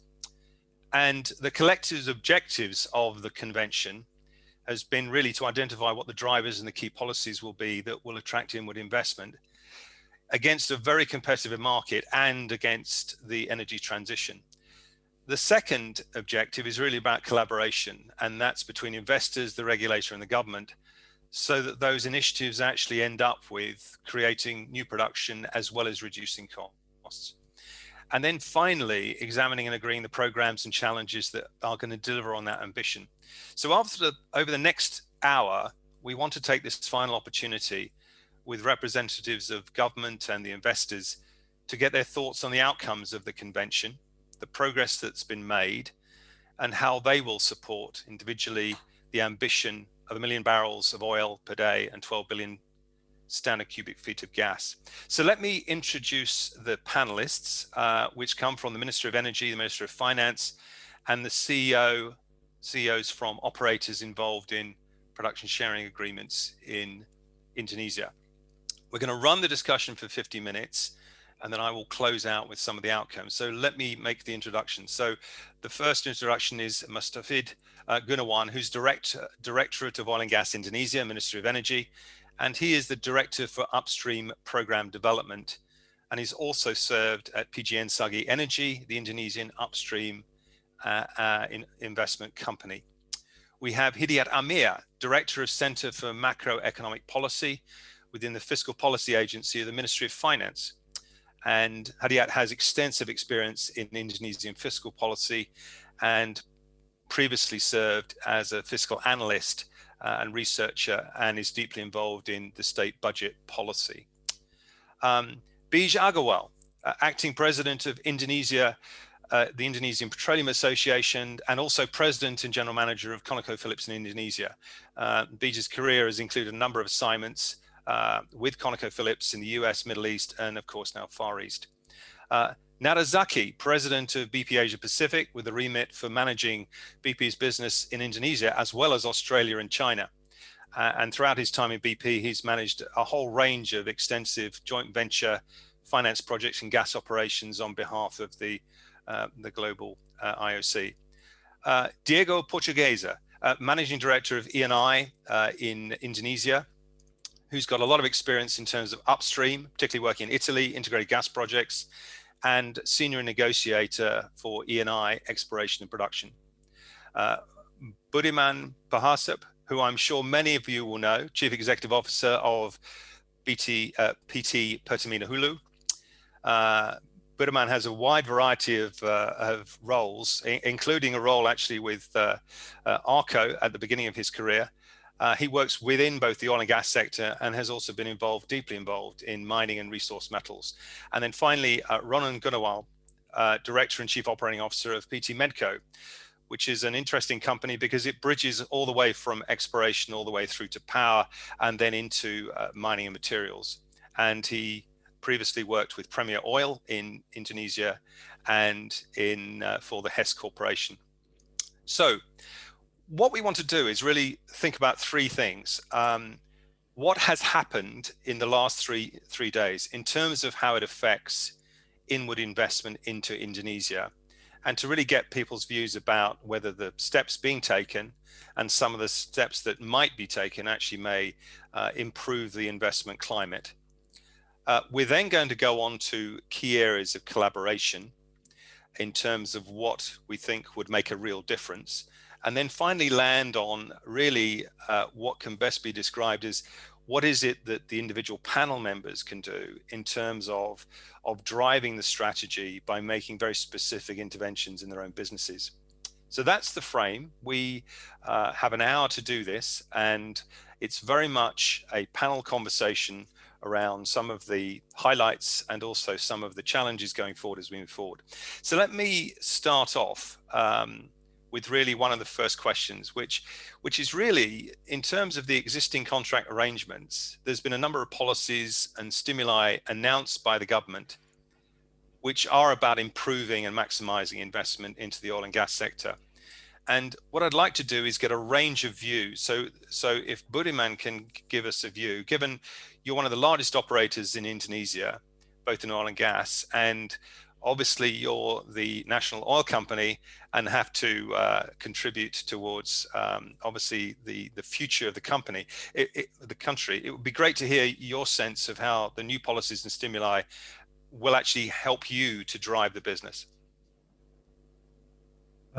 Thank you, Marcos. Thank you for this opportunity. It's a great questions, you know, that which is the fiscal policy which will help maximize investment in the upstream. From Pertamina upstream side, as we are aware of, that our assets are, you know, around 50 to 60% are mature assets, and it's in a declining phase, and we have to be able to find a way how to manage the base and also arrest the decline and increase the production by transforming the resources to production and accelerate this. And of course, in the low price that we are now in a low price in oil and gas, and transforming these resources into production by developing all the resources will be very challenging. And one of the policy that would help us to monetize these resources, I think, which is very important, will be the how to you know, to play or to change some fiscal terms, especially on the split. We need to improve the split as such that commercialization can be done in our assets.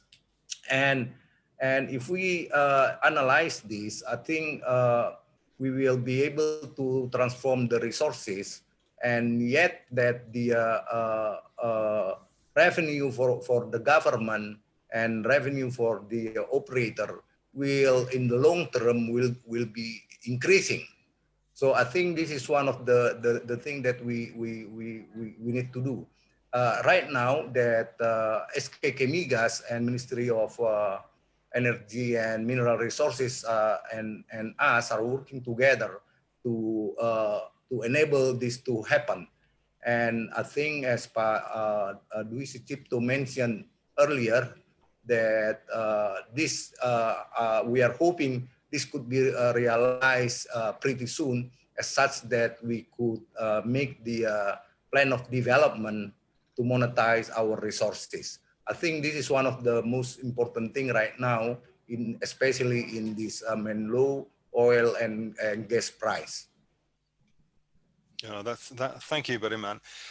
In terms of that late life stage, which of course there's a number of assets that are passing to you at the end of their PSCs, that really is critical. And do you see the flexibility will allow you to manage particularly not just your existing late life fields, but also as assets pass across from operators to you as the PSCs expire? Do you think the policies will actually help that process? Sure.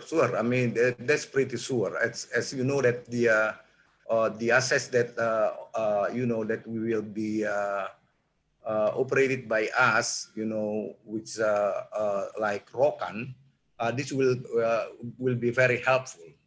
You know, that we want to do to carry out an aggressive program like in Rokan, as such that we can increase the production and also improve or increase the resources there. So, fiscal terms, flexibility in fiscal terms will be very helpful. Right, no, that's great. Maybe I can call upon Ronald. You basically operate a business where you've got the broad spectrum, everything from domestic and international exploration and production. You've got power, gas, transmission, and trading. When you look at the policies from two perspectives, the first one is the pure E&P part of your business. And then the second one is really how that translates into related sectors such as power and gas transmission and trading. Do you think these policies will improve the way you can operate, not just within the oil and gas sector, but actually it has broader benefits in terms of the other parts of your business? Yeah, I think, in the last 3 months, 3-4 months, yeah, when we have a new minister regulation like number 12 2020. We have what we call minister regulation number 8 2020. That's just to give more certainty to the industry. This will help. This help what we call for the players to look at what we call any other potential. And for us, for Medco, we are basically energy and resource company. So we have a power business as well. So I think that's helped us on our overall business. What the other thing that I want to add, in the last 3 days, what I see is what I call this like an alignment. Yeah, it's like alignment among the stakeholders. So I think this is a positive sign that we need to pursue. And what I want to add also, from the 5 stimulus that announced by government so far, I think industry is waiting for the next 4. I think the one that we really wait is basically like a indirect tax. What will be what we call the government will go with the indirect tax, because I think that's a main things that very important in our industry, especially for the current condition where oil price is quite low, and also we have our capex capital expenditure is limited.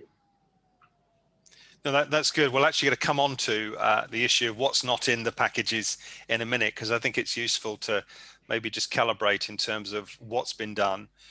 One, because I think it gives a sense of the direction, but also, like all things, the job is not finished. Maybe I can go to Nada, who's probably got in terms of perspective across Asia Pacific. Clearly, there's a number of policies and stimuli that have come out, and it would be great to get your views on, when you step back and look across your portfolio, do you think this actually raises the competitiveness of Indonesia within that, given you've got Australia with a gas business offshore, you've got obviously the Chinese, the links with China in terms of what you're doing there across a whole spectrum of businesses. And from an international perspective, when you think about attracting investment into the country, do you think these policies are now going to start unlocking some potential that perhaps from the big super majors, and I'll talk to the others in a minute, that will really drive a different view about Indonesia's attractiveness?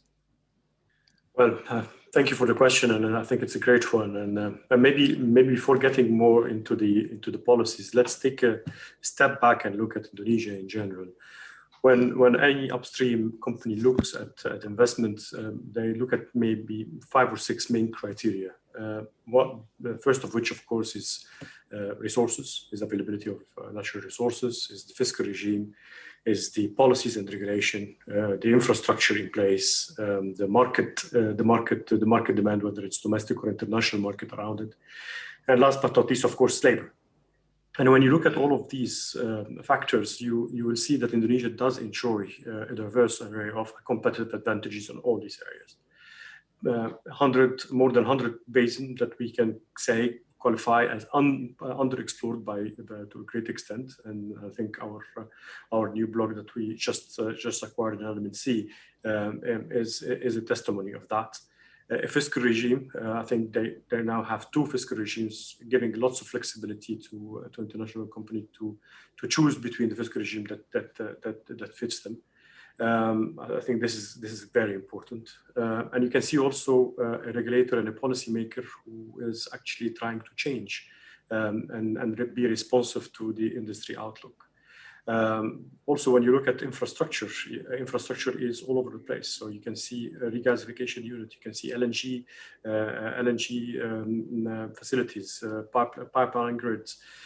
You can see, of course, a 280 million market, which is a very strong market for demand.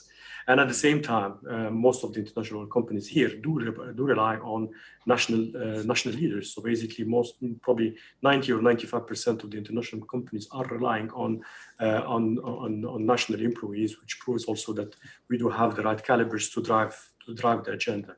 So overall, when you look at this, you can see that Indonesia is very competitive when you compare it to other regions. But however, the incentives that have been put in place are quite strong, are quite important. But incentives is, I would put it this way, is not short term, and it's not limited to time. Incentive is a journey, and it's a journey of competitiveness, of making sure that it's always dynamic and always changing in order to be able to compete on capital allocation. You know quite well now, capital allocation is becoming quite scarce, and all the companies now are looking at investing their money in places where there is financial attractiveness, there is technical capabilities and technical resources that we can capitalize on. So overall, you can see definitely a competitive market, and overall you can see a responsive policymaker and regulator. But the key thing to put in mind, it is a journey. It does not stop today. It is a journey that should continue, and to look at always the benchmarks and how to improve and how to compete more and more versus other countries around us in order to make sure that they can attract more and more capital to upstream investment specifically, which is quite risky, and is always looking at certainty, looking at the certainty of the fiscal regime, looking at certainty for all the decision maker processes, and the most important thing in upstream now is agility, is being able to move fast. You can see the award today. I was really happy to see that the award for people who can really explore and develop quickly, and they can only explore and develop quickly if they have the right environment that can help them to explore and develop quickly. So I think overall, what I'm seeing in Indonesia is quite an attractive market. There are a lot of things that has been done. A lot of things still need to be done, but it's a very attractive place to invest, and it's a great place in our portfolio by all means. No, that's great, Nada. Maybe I could just extend the question one step further. You, like Eni, you like Total, Shell, have made some significant commitments on the energy transition. Do you see, as you look longer term, see an increasing focus of NOC and NOC partnerships, or very specific partnerships that will arise because, one, the competitive environment is really attractive, but also that you can actually apply some of the lessons that many of certainly the super majors are doing in terms of sustainability, the regions and cities focus, and building really infrastructure that also supports the energy transition agenda. And I'll open that up in a minute to a number of you, because you're all on that journey, but it would be interesting just to get your perspective on how that's coloring the view about commercial attractiveness. Absolutely, and actually, I'll tell you that we have been actually starting this journey even before the latest announcement that was made by BP in February of this year in Indonesia here.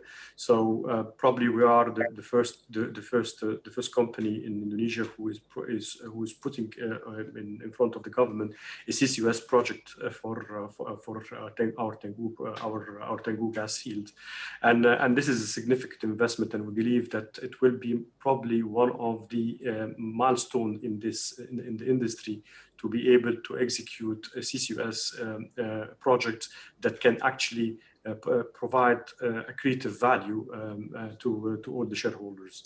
So this was our start in 2019, starting to have the conversation around and looking now at the technical feasibility on it, and we hope we're going to be able to progress it. And the good thing about this CCUS project, it's also going to be the first enhanced gas recovery project. So it's not only going to eliminate emissions, but it's also going to increase our production rates in Tengku. So it's quite an attractive project that we are really keen to execute with our partners, and SKK is looking at it, and we are hopefully it's going to be part of our new plan of development.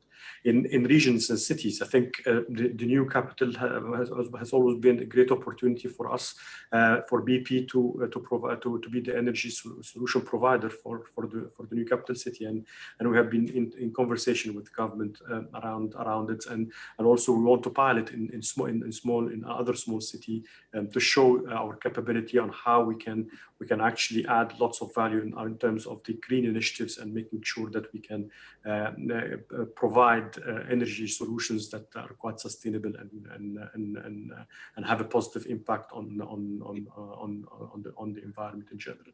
In addition to that, we're also looking at solar investments. So through our arm of our solar company arm, which is LightSource BP, we're looking at different opportunities with national oil, with state oil companies, and with also private companies. And hopefully during 2021 we will be landing on one of these opportunities and moving it forward. So the agenda is quite attractive, and there are lots of opportunities that we are looking at, and hopefully in a year's time we'll see something that has a significant impact. No, that's great, Nada. Maybe I can then shift to Mustafid. And given what Budiman and Nada has said, there's clearly a couple of issues here. One is there's the direct attractiveness into the economy, and it's not just oil and gas, because the blurring between E&P effectively and actually more downstream, midstream businesses, and in the case of Ronald's business, it goes right into mining and resourcing.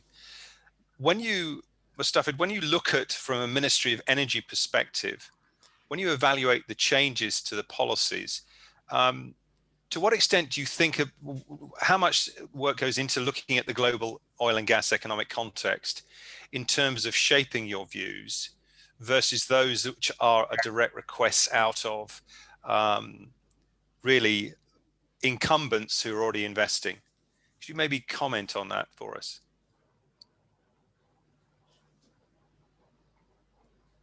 I think you're on mute actually, Mustafid.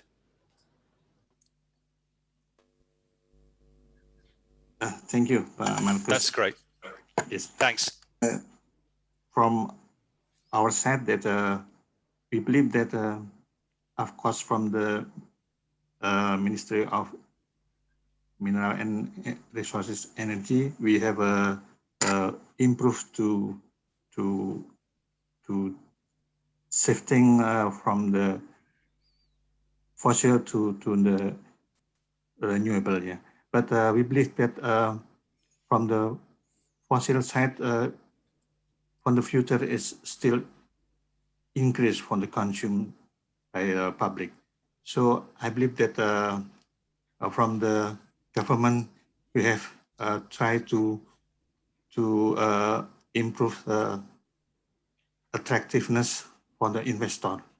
So for the last 3 years, we have already released policy and regulation about the transformation of the data utilization, flexibility of the scheme of the contract, and practically we have a kind of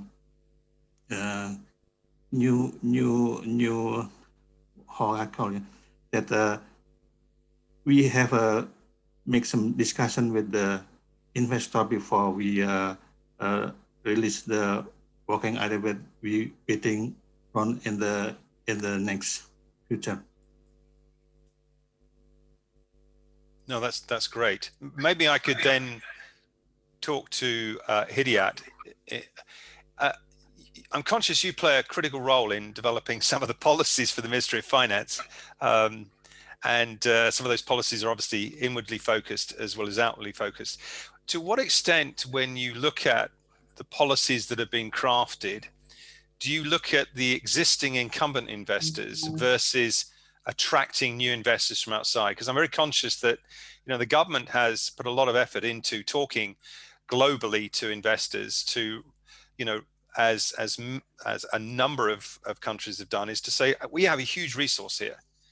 And that's the first point. So, you know, when you're looking at screening opportunities globally, then look at ours, because we have so many basins that are unexplored. It's the point that that Budiman and Nada sort of pointed. It'd just be great to get your insights into how much the policy is driven by the needs of today and the existing investors, versus also that other piece, and this goes back to the sort of 6-point checklist that Nada had about, these are the things that I look at.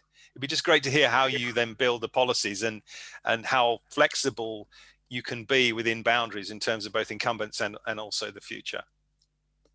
Okay, thank you, Marcus. I think we do agree that Indonesia need additional investment to grow higher in the near future and in the medium and long trajectory. And I think this convention giving the good guidance in terms of, we in the oil and gas, we're facing another energy, new and renewable energy, but still the deficit in the energy, primary energy sources, still maintaining or expecting the increase in the oil and gas. And we have already given the trajectory, the target in 2030 with increasing in the oil production. So then I think this is good trajectory. And if we talk on the what we call it, the factor that related to the investment, I think we already discussed it a lot. Not only this today, but we already realized that we're trying to finding the balance on I mean, the way we see on the development to attract the investment to Indonesia. There are so many aspects, as you mentioned earlier, 5 to 7, and in terms of the regulatory constraint, we already discussed a lot and we making the progress. Pak Jokowi, you know, trying to simplify all the regulatory constraint that become the hurdle in our investment. We're trying to achieve the ease of doing business and so on. And now we discuss in the fiscal term. Yes, this is quite crucial issues. But of course, with your guidance in the oil and gas sector, we already trying to be more flexible with two type of contract. And of course, there are so many, I think in detail, we have to talk more detail, several other, and I think Pak Ronald mentioned also in the indirect tax and so on. So basically, this is the bundle, what the government take and what the investor take. Of course, we do believe we still have the resources, and we need the resources to be realized in the near future to have the bigger impact, not only in the near future, but also in the long-term trajectory growth. So basically, the flexibility, maybe the constraint in the investment we can reduce, but when the result, the return on the investment, we can talk more detail on the fiscal term. Be more flexible and in the fair and equitable situation. I think this is. I don't want to talk more in detail, Pak Marcos. Because, no, but I appreciate your insights and maybe and maybe I can actually segue into what were you looking for. Maybe I can go to Beige, for example, and just say, you know, there's a lot of things that have moved forward, and you know, it's always a journey. I guess the question from your perspective is, what would you have liked to have seen that you would have said, yeah, that's going to make a difference? Care to share your thoughts on that one? Yeah, no, thanks, Marcus. That's a great question. I mean, I'll first start off by just kind of echoing what some of my colleagues have already highlighted, and that there have been some great progress made already for us. For example, the ability to choose between cost recovery and gross split is big, and so that's very much appreciated. I think Ronald touched on it, and Hidayat just did too, in terms of some of the things we might continue to look for in terms of opportunities. The indirect taxes, looking at enhanced splits. I think Budiman talked about that too. Competitive gas pricing, uh, additional tax incentives, whether that's consolidation, whether that's tax holidays. I mean, things like that, whatever can be done basically to try to improve and increase the fiscal attractiveness of Indonesia, because there's no question the resources are here.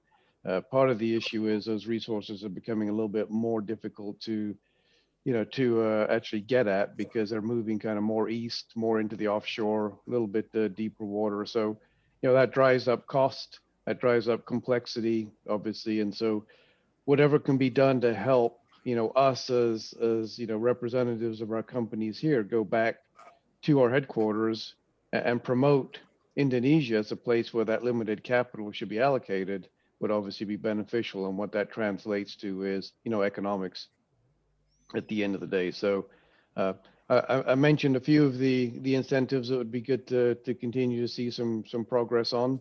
Obviously, the ease of doing business is something that's key, and so the ability to reduce cycle time, whether it's permitting, environmental, land acquisition, et cetera, is also going to be very, very helpful. No, that's great, Beach. Maybe I can ask Diego. You're actively exploring in Indonesia. What was missing for you when you saw the stimuli that were being proposed by the government? Thanks for the question, Marcus. And I would say I'm in agreement with what was said by our colleagues before, Beach and Nader in particular, regarding the fact that we're talking about a journey here with a number of cooperations and areas that are to be investigated further, where we are seeing very good starting points in terms of the partnership. The key word that we see here is partnership, and was discussed during these 3 days. We are having this discussion, we've been having discussions and understanding how to go deeper into the details that may help the industry. In these days, we've been talking about incentives, tax facilities, but what we really need goes into the details, because all of us have different PSCs, different risks that we face in our journeys, in our projects, and it's very important that this kind of partnership and cooperation is carried forward with the support of SKK Migas and all the other stakeholders that are part of our government relations in country. I would say that there is not one single element among the incentives that can be seen as, the key one, because at the end of the day, it's going to be a combination of the factors that will help us as an industry to further reinforce our investments here. Because right now, what is very important to highlight is what Nader said before. We are competing in a world where the capital available is very limited. So all of us, as Beach said, have to go back to our HQ saying, we got the opportunities in Indonesia. Indonesia is a place where our company should put more money on, right? And it means that the access to the resources is a limited issue, because we have the resources here, we have the potential here. The key point is how to make it work and attractive vis-a-vis a competition that is, as you said, other countries, other kind of segments, and the industry that is evolving in a very low price scenario. So I think these are the main points that I take away from this, and I very welcome the announcements and the policies already confirmed. I look forward to going into the details with the next steps of the discussion with our stakeholders to make a profitable cooperation going forward, even more than what we've already done in the recent past. That's good to hear, Diego. Maybe I could actually, you talked about policies. Maybe we could actually just talk about your thoughts on what would be the top 2 or 3 things that you might change from a policy perspective, and to provide some insights. And then maybe I can open it up to the floor in terms of different views. Yeah. Should I start first, Marcus? Yes, please do, if you would. Okay. No, I would say the policies that, areas that may help potentially further improving the environment we're working on are, I would say, the areas of ease of doing our business here. And we mentioned that during these 3 days. Some examples may be, for example, the possibility of having an easier access for experts, international experts to arrive for the certain technological limit projects where the expertise coming from abroad is very crucial for the success and the time to market of the project. We've been working and cooperating with SKK Migas and the ministry on the data exporting. Data exporting is a crucial element. So further improvements in that area that may facilitate, again, the possibility to utilize our expertise and the competencies and also technologies that are present in our HQ. When I mean our, means all the IOCs, may help in reducing the time to market and reducing the risk profile for our projects. So these are just ideas that I would like to throw on the table for further discussion. That will be further discussed for sure, as we have already started doing in the recent past.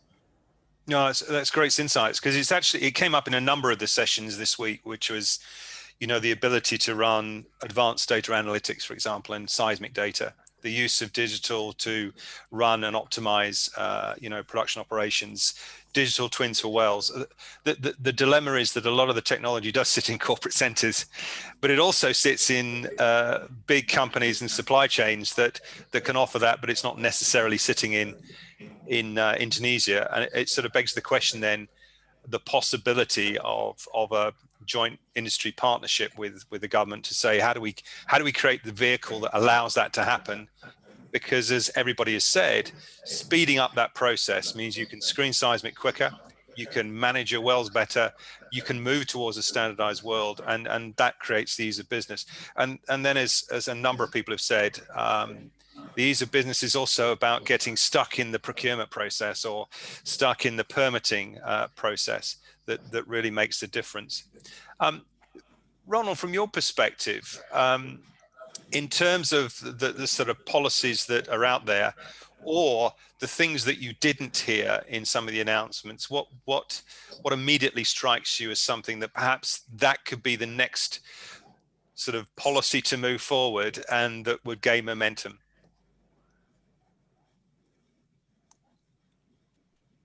I think you're on mute. Yeah, I think the one that I mentioned before, and Beats already touched on that one.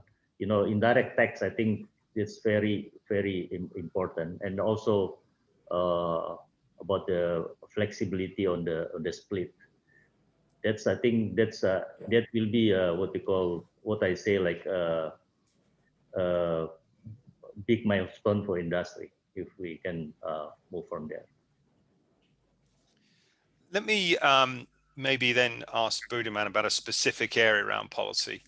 And this is around this challenge of operators coming to the end of their PSCs, and the natural economic model says there is a point at which you stop investing capex because you don't get the returns. Is that an area where a policy, actually thinking about a revised approach to a contract structure, would actually help, given some of the challenges I know you've had that certainly are in the news around some of the fields that you're taking over, and you mentioned Rokan, obviously. It would be interesting to hear your insights on that one, whether there's a specific thing that we could do that, because everybody is either in a PSC or a gross split situation, whether that would be worth considering as something that's maybe not present today, but could be a big enabler in the future. Yeah, I think maybe I could combine that with what Diego said previously, which is, I think, very interesting. Yeah, we have a lot of data right now. And also, I mean, as you all aware that we just finished up and completing the big 2D seismic with the firm commitment of Jambi Merang, and we'll continue with the executing a program with pseudo 3D program. And so we will have, quality data in the 3D seismic. and also 2D seismic. As such that we need to have a collaboration and a partnership in technology, how to, you know, process this all to make it, you know, a quality data that can provide us insights or information on the prospects then we can later on chase that in our exploration program. So we need to, you know, have some, you know, regulation, as Diego mentioned, how to transfer the data into the technology centers out of Indonesia. So this kind of thing, I think, is very important to, you know, to enable us to, you know, process all of the data that we have in Indonesia. As we know that there are still quite a lot of, you know, basins that have not been explored and or, you know, or developed. So I think as SKK Migas and government objective to have 1 million barrel oil and 12 BCF per day in 2030, I think one of the key is how we can fasten as you know, Nader mentioned, that how we can fasten the exploration to be, you know, development, and from data to be exploration prospect, exploration finding, and development. So this is really a key, and we need to find, you know, regulation or, you know, to some, you know, somehow all the regulation enable us, all the operators or the IOC or NOC to, you know, to perform this one. So I think these are the keys, you know, from data, and then process it, and then with technology, and make it exploration prospect, explore it, and fasten the development. I think these are the keys, Marcus. Great, thank you, Budiman. Maybe I can move the conversation forward now and just talk about collaboration, and maybe if I can ask both Diego and also Bij to talk about this. And it's, we've heard a lot about collaboration between SKK Migas and the operators, and it clearly is blossoming and moving forward. And everybody said how much the last 3 days has actually created that inertia to a momentum to move forward. It'd be interesting to hear your insights in terms of operator to operator collaboration before we come to just really a conversation to wrap up around what you individually will all do in terms of moving things forward. Just your sort of initial thoughts around what are those areas of collaboration that would really make a difference. For maybe we start with Diego and then maybe move to Bij, if that's okay. Yeah, I would say the cooperation among operators are mostly important when where you have activities that are development close by. You know, we have different areas, different basins where we are all cooperating, all working one besides the other. For example, our company is working on the Kutai Basin, where obviously we are not the only players. We have many, you know, other companies that are working besides us in other blocks, and we have been sharing facilities, sharing contracts in a way that is a very efficient way of making our business. You know, ideas such as integrated warehouses, where the cost is and the bidding process are optimized so that we can have volumes that can help having lower rates and better efficiencies, rather than sharing contracts for some of the transportation facilities. Or even more, you know, the East Kalimantan system is a clear example of a cooperation among operators, because we have the facilities that are there. Some of them are operated, for example, by Pertamina, or one of the branches of Pertamina. The PT Badak is operated separately, but is providing services to many operators. And the key success of these facilities is to have a proper dialogue, having the chance to be flexible and understanding each other's needs and the evolution of the business going forward. And I think the East Kalimantan system is a clear example of how to profitably cooperate among operators. All right. No, those are great examples of real things that can be done. And there is my sense basically in a number of the sessions, this desire to start to work things together, recognizing that, again, as everybody said, it's a journey. Bij, any additional comments you would make? Not really. I mean, I think Diego covered it very well. I was going to talk about facility sharing, but again, that's been covered. I think this idea of maybe the integrated warehouse is pretty appealing, or just the ability to share inventory or know a little bit more about inventory kind of across the various PSCs, and we talked about that earlier in the convention. So I think there's ability there to drive some efficiency, certainly, so that we're not all trying to do our own thing to help drive the costs out of all our PSCs at the end of the day. And so it just an all-round sharing of whether it's a material or knowledge, I think would be very beneficial, for the industry going forward. And one of the issues that emerged actually in a session before this was this whole challenge actually of the more complex the PSCs are, the more different they are, the governance requirements and the regulator go through the roof. And so the more that collaboration can be created, it has a series of knock-on effects, not least of which is the role of the operator and the regulator in sort of moving things forward. Let's move to the sort of last part of the agenda, which is really to talk about strategy. And I think what we'd like to do is to get the IOC CEOs effectively just to talk about what is it, the main thing that they will do in terms of supporting the strategy. And then maybe if I can ask Mustafid and Hidayat just to comment on what you're hearing. So in terms of what are the one or two things that you will do in terms of supporting the strategy? It'd be great to hear different people's views. Maybe I can ask Nada to just think about, in the context of obviously the business of BP in Indonesia, what is it that you will do in terms of supporting Indonesia's ambition? Very good. Thank you, Marcus. I think when you look at our portfolio in Indonesia, I believe we are very well positioned to play a key role in the strategic objective set by the energy sector leadership to reach a higher level of valuable is very important rather than volume only, valuable oil and gas production. That is actually represented in the existing production that we currently have, the new project that we are executing, and also in our exploration initiatives that we are trying to push for. So if I start quickly with our existing production, I think our key focus area currently as the largest gas producing field in Indonesia, we are investing heavily in Tengku. Yeah. We're investing heavily actually in making sure that our facilities are best in class in terms of reliability and safety. And we're always doing making sure that we are investing heavily also in the production optimization initiatives. During the past couple of years only, we have managed to unlock or debottleneck the first 2 trains in Tengku by almost 5% with very simple ideas like water mist around our LNG facilities, like automating everything in the onshore facilities rather than relying on manual interventions, and this is actually helping a lot.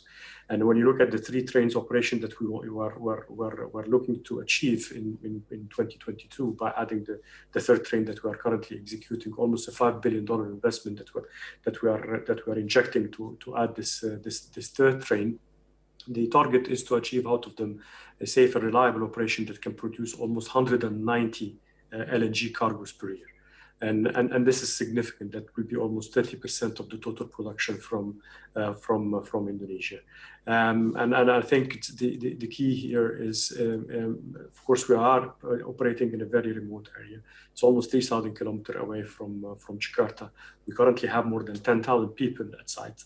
With the COVID-19 challenges and unprecedented circumstances, we are facing a lot of issues, but we are determined always to push forward and to make sure that we continue our investment in order to achieve the strategic objective of this strategic asset for Indonesia. Last but not least, of course, is the exploration. And in April of this year, we have found in Andaman 2 and replaced Chris Energy in Andaman 2, and we believe that there is a huge potential in this area. So basically, between the existing production, the new project that we are investing in addition to the exploration portfolio that we have just added as an asset, we believe we do have an exciting portfolio and a great position And as I said at the beginning, that Indonesia is a great opportunity for us, and it's an important asset in our portfolio for BP. And we will strive always to be the most valuable gas business in Indonesia as well in BP portfolio. So all what I mentioned does not come without challenges. There are lots of things still that we need to work with the government in order to improve our own performance, as well as ask for their support when it's needed. And we're going to continue to do that in a constructive way and in a partnership way. I think the key word that was mentioned by Diego is partnership. We're here, we need to move out from the operator and the regulator to more of the partners the strategic partners who are here for the long term, not for only doing one project and move on. We've been here for 50 years. We want to stay here for an additional 50 years. I think my colleagues have summarized most of the policies that needs to be looked at. And we're going to continue working with the government in order to ensure that we continue to improve the environment, the attractive environment here in Indonesia.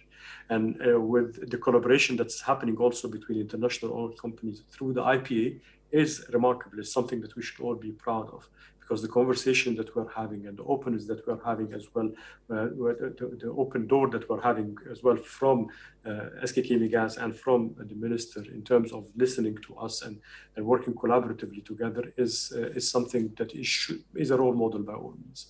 It's still a long journey. It's not limited to time. Every year we need to look at new challenges and uncertainties and move it to more certainty and get rid of these challenges together as one team. No, that's great. Thank you, Nado. No, I appreciate that. Maybe I can go to, I'm conscious we have a limited amount of time. I don't know whether we can get an extra 5 minutes, which would be helpful. But let me move to Diego, if I may. Your thoughts on your main strategy for supporting Indonesia? Yeah, thanks, Marcus. As I explained also yesterday in my presentation, we have been focusing and refocusing our presence in the country in the Kutai Basin. The Kutai Basin is now our center of reference and our hub for not only the production with Giant Creek, but also the development that we are doing now with Merakes, and also the exploration prospects and the next activities, the next projects development that we have already in our portfolio, such as Merakes East and Maha. There will be one consequential to the other in the coming years. What we are doing here is basically working on on an infrastructure-led approach, both from an exploitation and then further on the exploration standpoint. We started our journey in 2014 when we took the FID for the Giant Creek project that was online in 2017. And then after a few years, with the discoveries of Merakes, we started the POD and the development of Merakes that is now ongoing with a on a full execution basis and will be operational in the first part of 2021.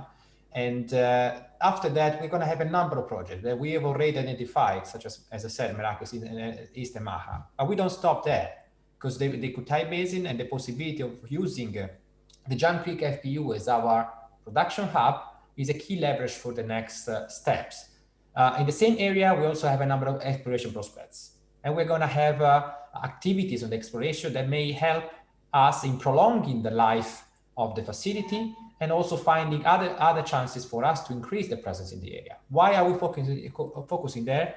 Is again, because it's this infrastructure-led approach that allows us to have a shorter time to market and to leverage upon the presence of infrastructure. And when I mean infrastructure means, the FPU itself, but also the East Kalimantan system and the PT Badak plant that are there, and they have the capacity of absorbing additional gas, either for the local demand or for export. That means there is a chance there to increase further with minimum time to market and positive economics that right now are very important in this very, very difficult price environment. It's great to hear a number of projects going forward.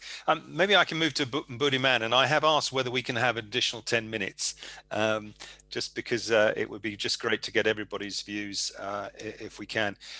So if I can move to Budiman, in terms of your main strategy for supporting Indonesia's ambition. You are obviously a major player locally, so the spotlight is on you, and maybe you could share some views on what that might be.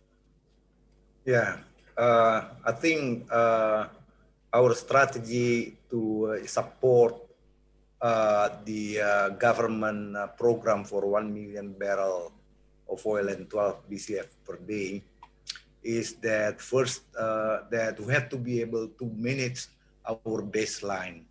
Yeah, and as I mentioned before, that our assets, you know, like 50%, 60% of it are mature assets. So it's a big challenge is how we can keep developing these assets and keep doing the all the program, and by optimizing the execution and operations, you know, cost effectiveness, and find a new technology as such that we can lower down the development costs. Yeah, while we keep maintaining the exploration in the existing area, the exploration as such that we do the exploration in the intrafield, and we can tie the exploration and develop the exploration, tie it into the existing infrastructure to you know, to keep the production. So that's one of the strategy. Manage the assets, keep developing the assets, keep exploration, you know, exploration program in the assets, optimizing all the development program, keep trying the cost effectiveness, you know, and operating costs, production costs, and also exploration and finding costs. And the other thing that we are doing, of course, is that is the exploration, you know, combining the low-risk exploration and high-risk exploration.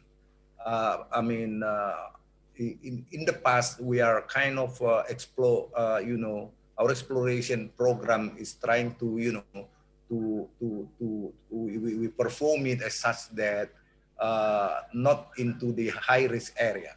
So we are thinking right now how we can combine it and try to identify exploration target with you know, big fish exploration, something like, you know, a target with more than 50 million barrel oil equivalent. So we are identifying all of those targets right now, and we will try to execute that in 2021. So hopefully that we can have some finding, you know, big fish in year to come, as such that will increase our resources, and we will develop that and put a development program. And also we are, you know, we will be inviting a partnership in exploring the other area. We are doing the through the seismic with the firm commitment of Jambi Merang, and we also will execute the pseudo 3D seismic with technology company provider, and we are ready to invite the IOC, NOCs to work with us to put some, you know, working together to acquire a working area in the area that we are surveying. So we will be working with the IOCs and NOCs. With that, we are very happy to collaborate with them as such that we can, you know, explore and keep exploration in Indonesia. No, that's great, Budiman. Many thanks.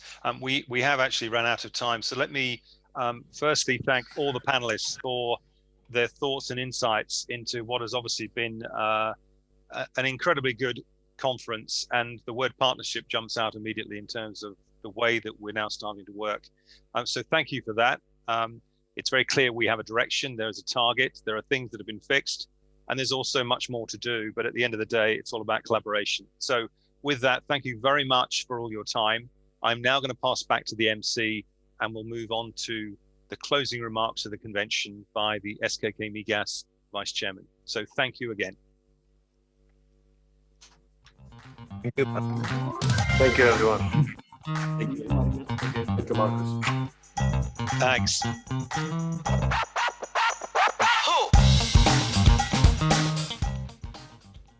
Thank you so much, Marcus, for the insightful discussion. And there are some points that need to be highlighted from discussion, one of which is I was very interested with the question from Marcus about policies or things that need to be changed or improved. And Diego answered that the areas of ease of doing business must be improved, one of which is the possibility of having access to international experts and technology to arrive in Indonesia. Oke, seperti yang kita tahu bahwa Indonesia masih memiliki banyak sekali yang bisa dieksplor gitu, terkait dengan industri migas sendiri gitu. Dan terkait target 1 juta barel di tahun 2030 per day itu adalah sebuah tantangan yang besar juga. Walaupun memang banyak sekali tantangan-tantangan yang harus dipecahkan, tapi dengan apa yang kita dengar melalui CEO Forum sebelumnya gitu, bahwa mereka sudah tahu sekali poin-poin yang harus dikerjakan satu demi satu. And they are fully committed Yes. to supporting the government's ambition to Betul. achieve 1 million BOPD and 12 billion standard cubic feet gas per day in 2030. They've got their own strategies, including getting giant discoveries of oil and gas reserves. Okay, so Rory and all the audience, now the awaited moment you are waiting for.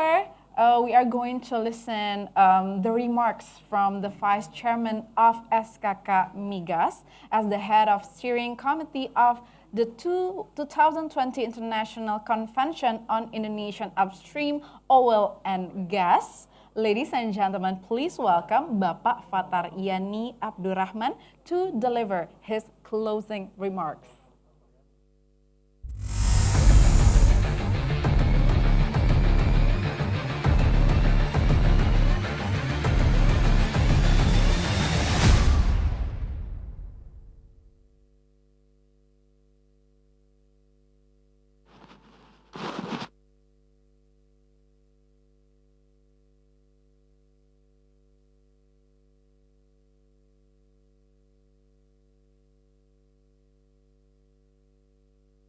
Now we come to an end. I'm very delighted to see that we still have a lot of participants joining this convention today. A very good evening to everybody, ladies and gentlemen, participants of the 2020 International Convention on Indonesian Upstream Oil and Gas. Assalamualaikum warahmatullahi wabarakatuh. Om Swastiastu, Namo Buddhaya, Salam Kebajikan. All praise are to Allah subhanahu wa ta'ala, who has provided us with gracious blessings so that we can gather today in a good health to attend and participate in this important convention which discusses the road to 1 million barrel oil per day of oil and 12,000 million standard cubic feet per day by 2030 through aggressive upstream oil and gas transformation. Ladies and gentlemen, please allow me as the head of steering committee of this convention to share my thoughts on what has been a fantastic and insightful 3-day event. I can say this is a very, very successful convention this year. First and foremost, I want to start by expressing my gratitude to several people for delivering this successful event. The first one, thank you to all participants.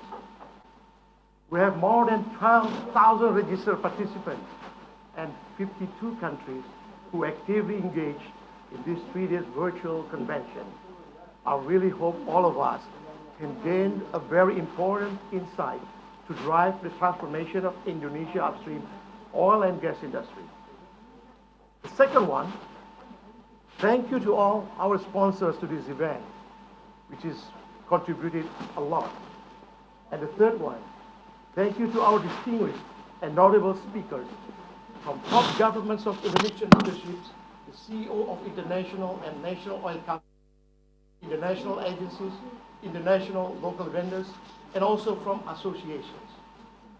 Finally, thank you to the organizing committee team organizing this huge event in 2 months that require extra and more extraordinary efforts. It will not happen if this is not really extraordinary effort. Next, I want to highlight the award to the PSCs today. For the first time, SKK Migas had a unified award ceremony for all activities related to upstream oil and gas business activities. 18 categories were given to PSCs with the best exploration performance, production operations performance, cost efficiency performance, assurance and consulting programs performance, as well as performance in supporting activities such as procurement, human resource, and facilities management. Finally, I want to highlight some key learnings from the convention across 3 core themes. Before that, I want to highlight a bit on the key takeaway from these conventions. Number 1 is the flexibility on the fiscal term, which is very important to the investor. Number 2, it's about ease of doing business. And the third one, the contract sanctity. This is what's been addressed by all the investors. So the 3 core themes that I want to address here. Number 1 is leadership commitment to support oil and gas industry as a key pillar for national economic development. Number 2, adapting to change to achieve oil and gas security for Indonesia. The last one is executing for success, detailing our challenges and support required to execute the ambition. Leadership commitment, what is this? The government of Indonesia has already recognized that even with this world shifting towards renewable energy, the oil and gas still maintains its relevance as a primary source of energy in Indonesia. Indonesia oil consumption expected to grow by 140% in 2050, while gas consumption expected to grow by 300% in 2050. With the growing consumption, the energy security is a key to ensure national growth. Indonesia still has plenty of oil and gas potentials. However, in the new low oil price environment today, and with existing reserve maturing, oil and gas industry requires a very high investment and improved collaboration. Our senior government leaders, Coordinating Minister of Maritime Affairs and Investment, Ministry of Energy and Mineral Resources, Ministry of Finance, and Coordinating Minister of Economic Affairs, has demonstrated recognitions and the importance of the energy in making Indonesia as a high-income country. The government has already committed to several actions. Number 1, they have passed the job creation or the omnibus law, which simplifies regulation that overburden the companies. Number 2, reduce gas price to boost industry growth. This is from upstream to the downstream. They create the multiplier effects. Number 3, provided flexible economy instruments, such as the option to use gross split versus the cost recovery regime. Number 4, announce the stimulus packages that you have seen in the first day. They will help improve project economics and also help convert prospective resources into reserve, and ultimately productions. 5 of 7 stimulus have been implemented with collaboration, with the collaborative support of all related parties, and most importantly, the Ministry of Energy and Mineral Resources and Ministry of Finance. Number 5, we have finished 32,200 kilometers of 2D seismic. This is the longest in Asia Pacific within a decade of the seismic program. In addition to that, Pertamina Hulu Energy has announced that they will do another 270,000 square kilometers of the 2D cube reprocessing, which is the pseudo-seismic. Number 6, we have signed 6 gas commercial agreements among SKK Migas, the sellers and the buyers, ensuring total volume of natural gas to be sold will be 240 million scf per day. They will generate a revenue of $1.1 billion US. This is a very great achievement. How to adapting to change? The commitment is just the beginning. The government realizes that more needs to be done. with the tectonic shift in oil and gas sector needs, an aggressive transformation is mandatory to retain energy security and meet our long-term target. There are several global changes that must be highlighted here. Number one is the COVID-19 impact that sends shock waves to the energy sector, leading to low oil price and slow turnaround in energy demand. Number two, this declining oil price has forced some countries to diversify their economies and move more into alternative energy space and new sectors. Number three, investment for clean energy is rising with an increasing interest in low carbon oil, LNG, and low carbon gases. Number four, the global competition is getting higher with other countries making radical changes to attract investors. That's what we have to do here in the country. To meet these changes head on, Indonesia must adapt. That needs few things. The agile support from regulators to improve data management, collaboration with operators, then changes to attract investment by clearing access to data, simplify contractual agreements, and by offering better fiscal terms. We build partnership with trust, transparency, and mutual objectives. And then we need to improve data quality and culture to leverage the power of technology. The government is now prepared to adapt to these changes and has put several policies in the pipeline that will help improve investment and collaboration climate by, number one, is simplifying bureaucracy. Number two, harmonizing collaboration between the ministry, simplifying licensing via one-door system, and number four, ensuring data openness for investors. Number five, integrating upstream and downstream to accelerate monetization, the commercial of gas. Number six, we need to provide fiscal stimulus for several an economic plan of development. How to execute for the success? These tectonic changes, our ambition mean that collaboration between government, SKK Migas, and operators is a very paramount. Collaboration, of course, means we clearly listen to the voice of the industry, prioritize initiative, and act upon it. SKK Migas took stock of the voice of industry. The CEO Forum has hosted by SKK Migas Chairman and Boston Consulting Group. This was joined by more than 35 PSC CEOs and more than 40 SKK Migas to understand key support required by operators to accelerate production and cost efficiency. Several priorities were identified. Number one is accelerate approval process and one-stop shop. Number two, develop local supply chains, but allowing flexibility to leverage the international supply chains. Number three, increase availability to exploration data and flexibility to retain and extend licenses. Number four, we need to provide different incentive for frontier versus infra-led exploration for marginal fields. And then we have to set clear guidelines on policy and regulation for EOR.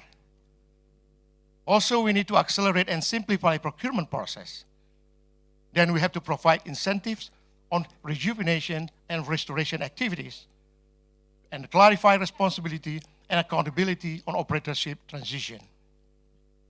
There are 14 concurrent forums and 11 breakout sessions further strengthen these priorities.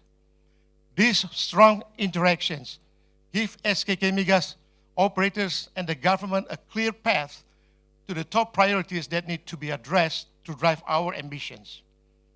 As this is the first and largest virtual event for oil and gas industry in Indonesia, on behalf of the committee members, please accept our apology for inconvenience we have caused. We wish you all had productive and fruitful discussion throughout this 3-day convention. We hope you enjoyed the convention and feel confident that Indonesia is on the right track. We will hold this event again next year, so we expect you to come again next year in next year's convention. We hope to show you the progress in meeting our long-term target and, of course, bigger crowd from all over the world. Let's do a transform. Let's collaborate and see you guys next year. With this, I would like to declare the convention is closed. Thank you very much. Assalamualaikum warahmatullahi wabarakatuh. Thank you very much. Waalaikumsalam. Please stay, Pak Fatah.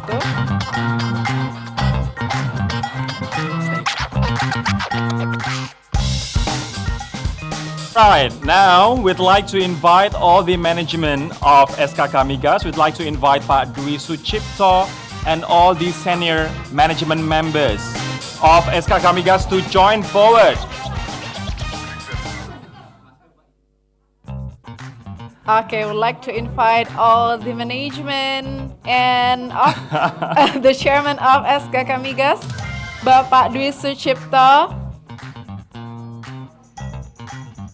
I would also like to invite all the sponsors that have been supporting us until today from the very beginning. We'd like to express our gratitude to the Ministry of Energy and Mineral Resources, OSCT and Slickbar Indonesia, Pertamina Group, Maindo Elang Indah, Konsorsium Asuransi Aset Industri, dan Proyek Konstruksi, Bank Negara Indonesia, Bank Rakyat Indonesia, Bank Mandiri, Sushi Lines, and many other silver and bronze sponsors.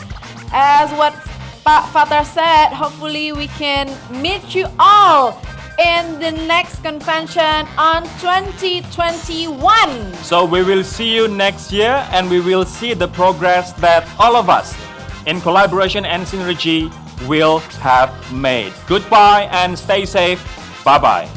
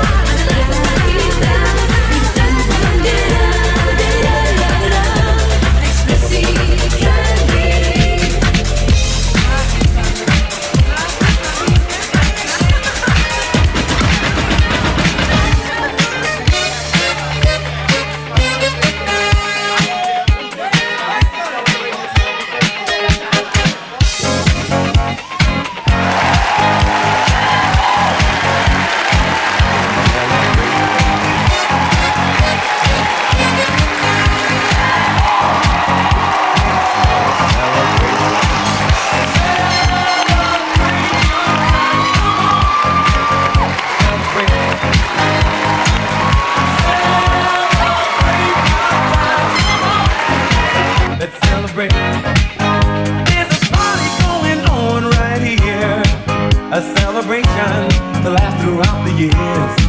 So bring your good times and your laughter too. We gon' celebrate your party with you. Come on now. Celebration. Let's all celebrate and have a good time. Celebration. We gon' celebrate and have a good time. It's time to come together. It's up to you. What's your pleasure? Everyone around the world, come on!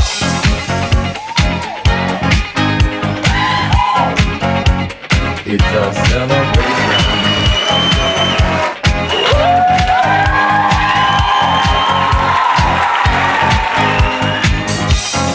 Celebrate good times, come on! It's a celebration. Celebrate good times, come on! Let's celebrate. There's a party going on right here, a dedication to last throughout the years.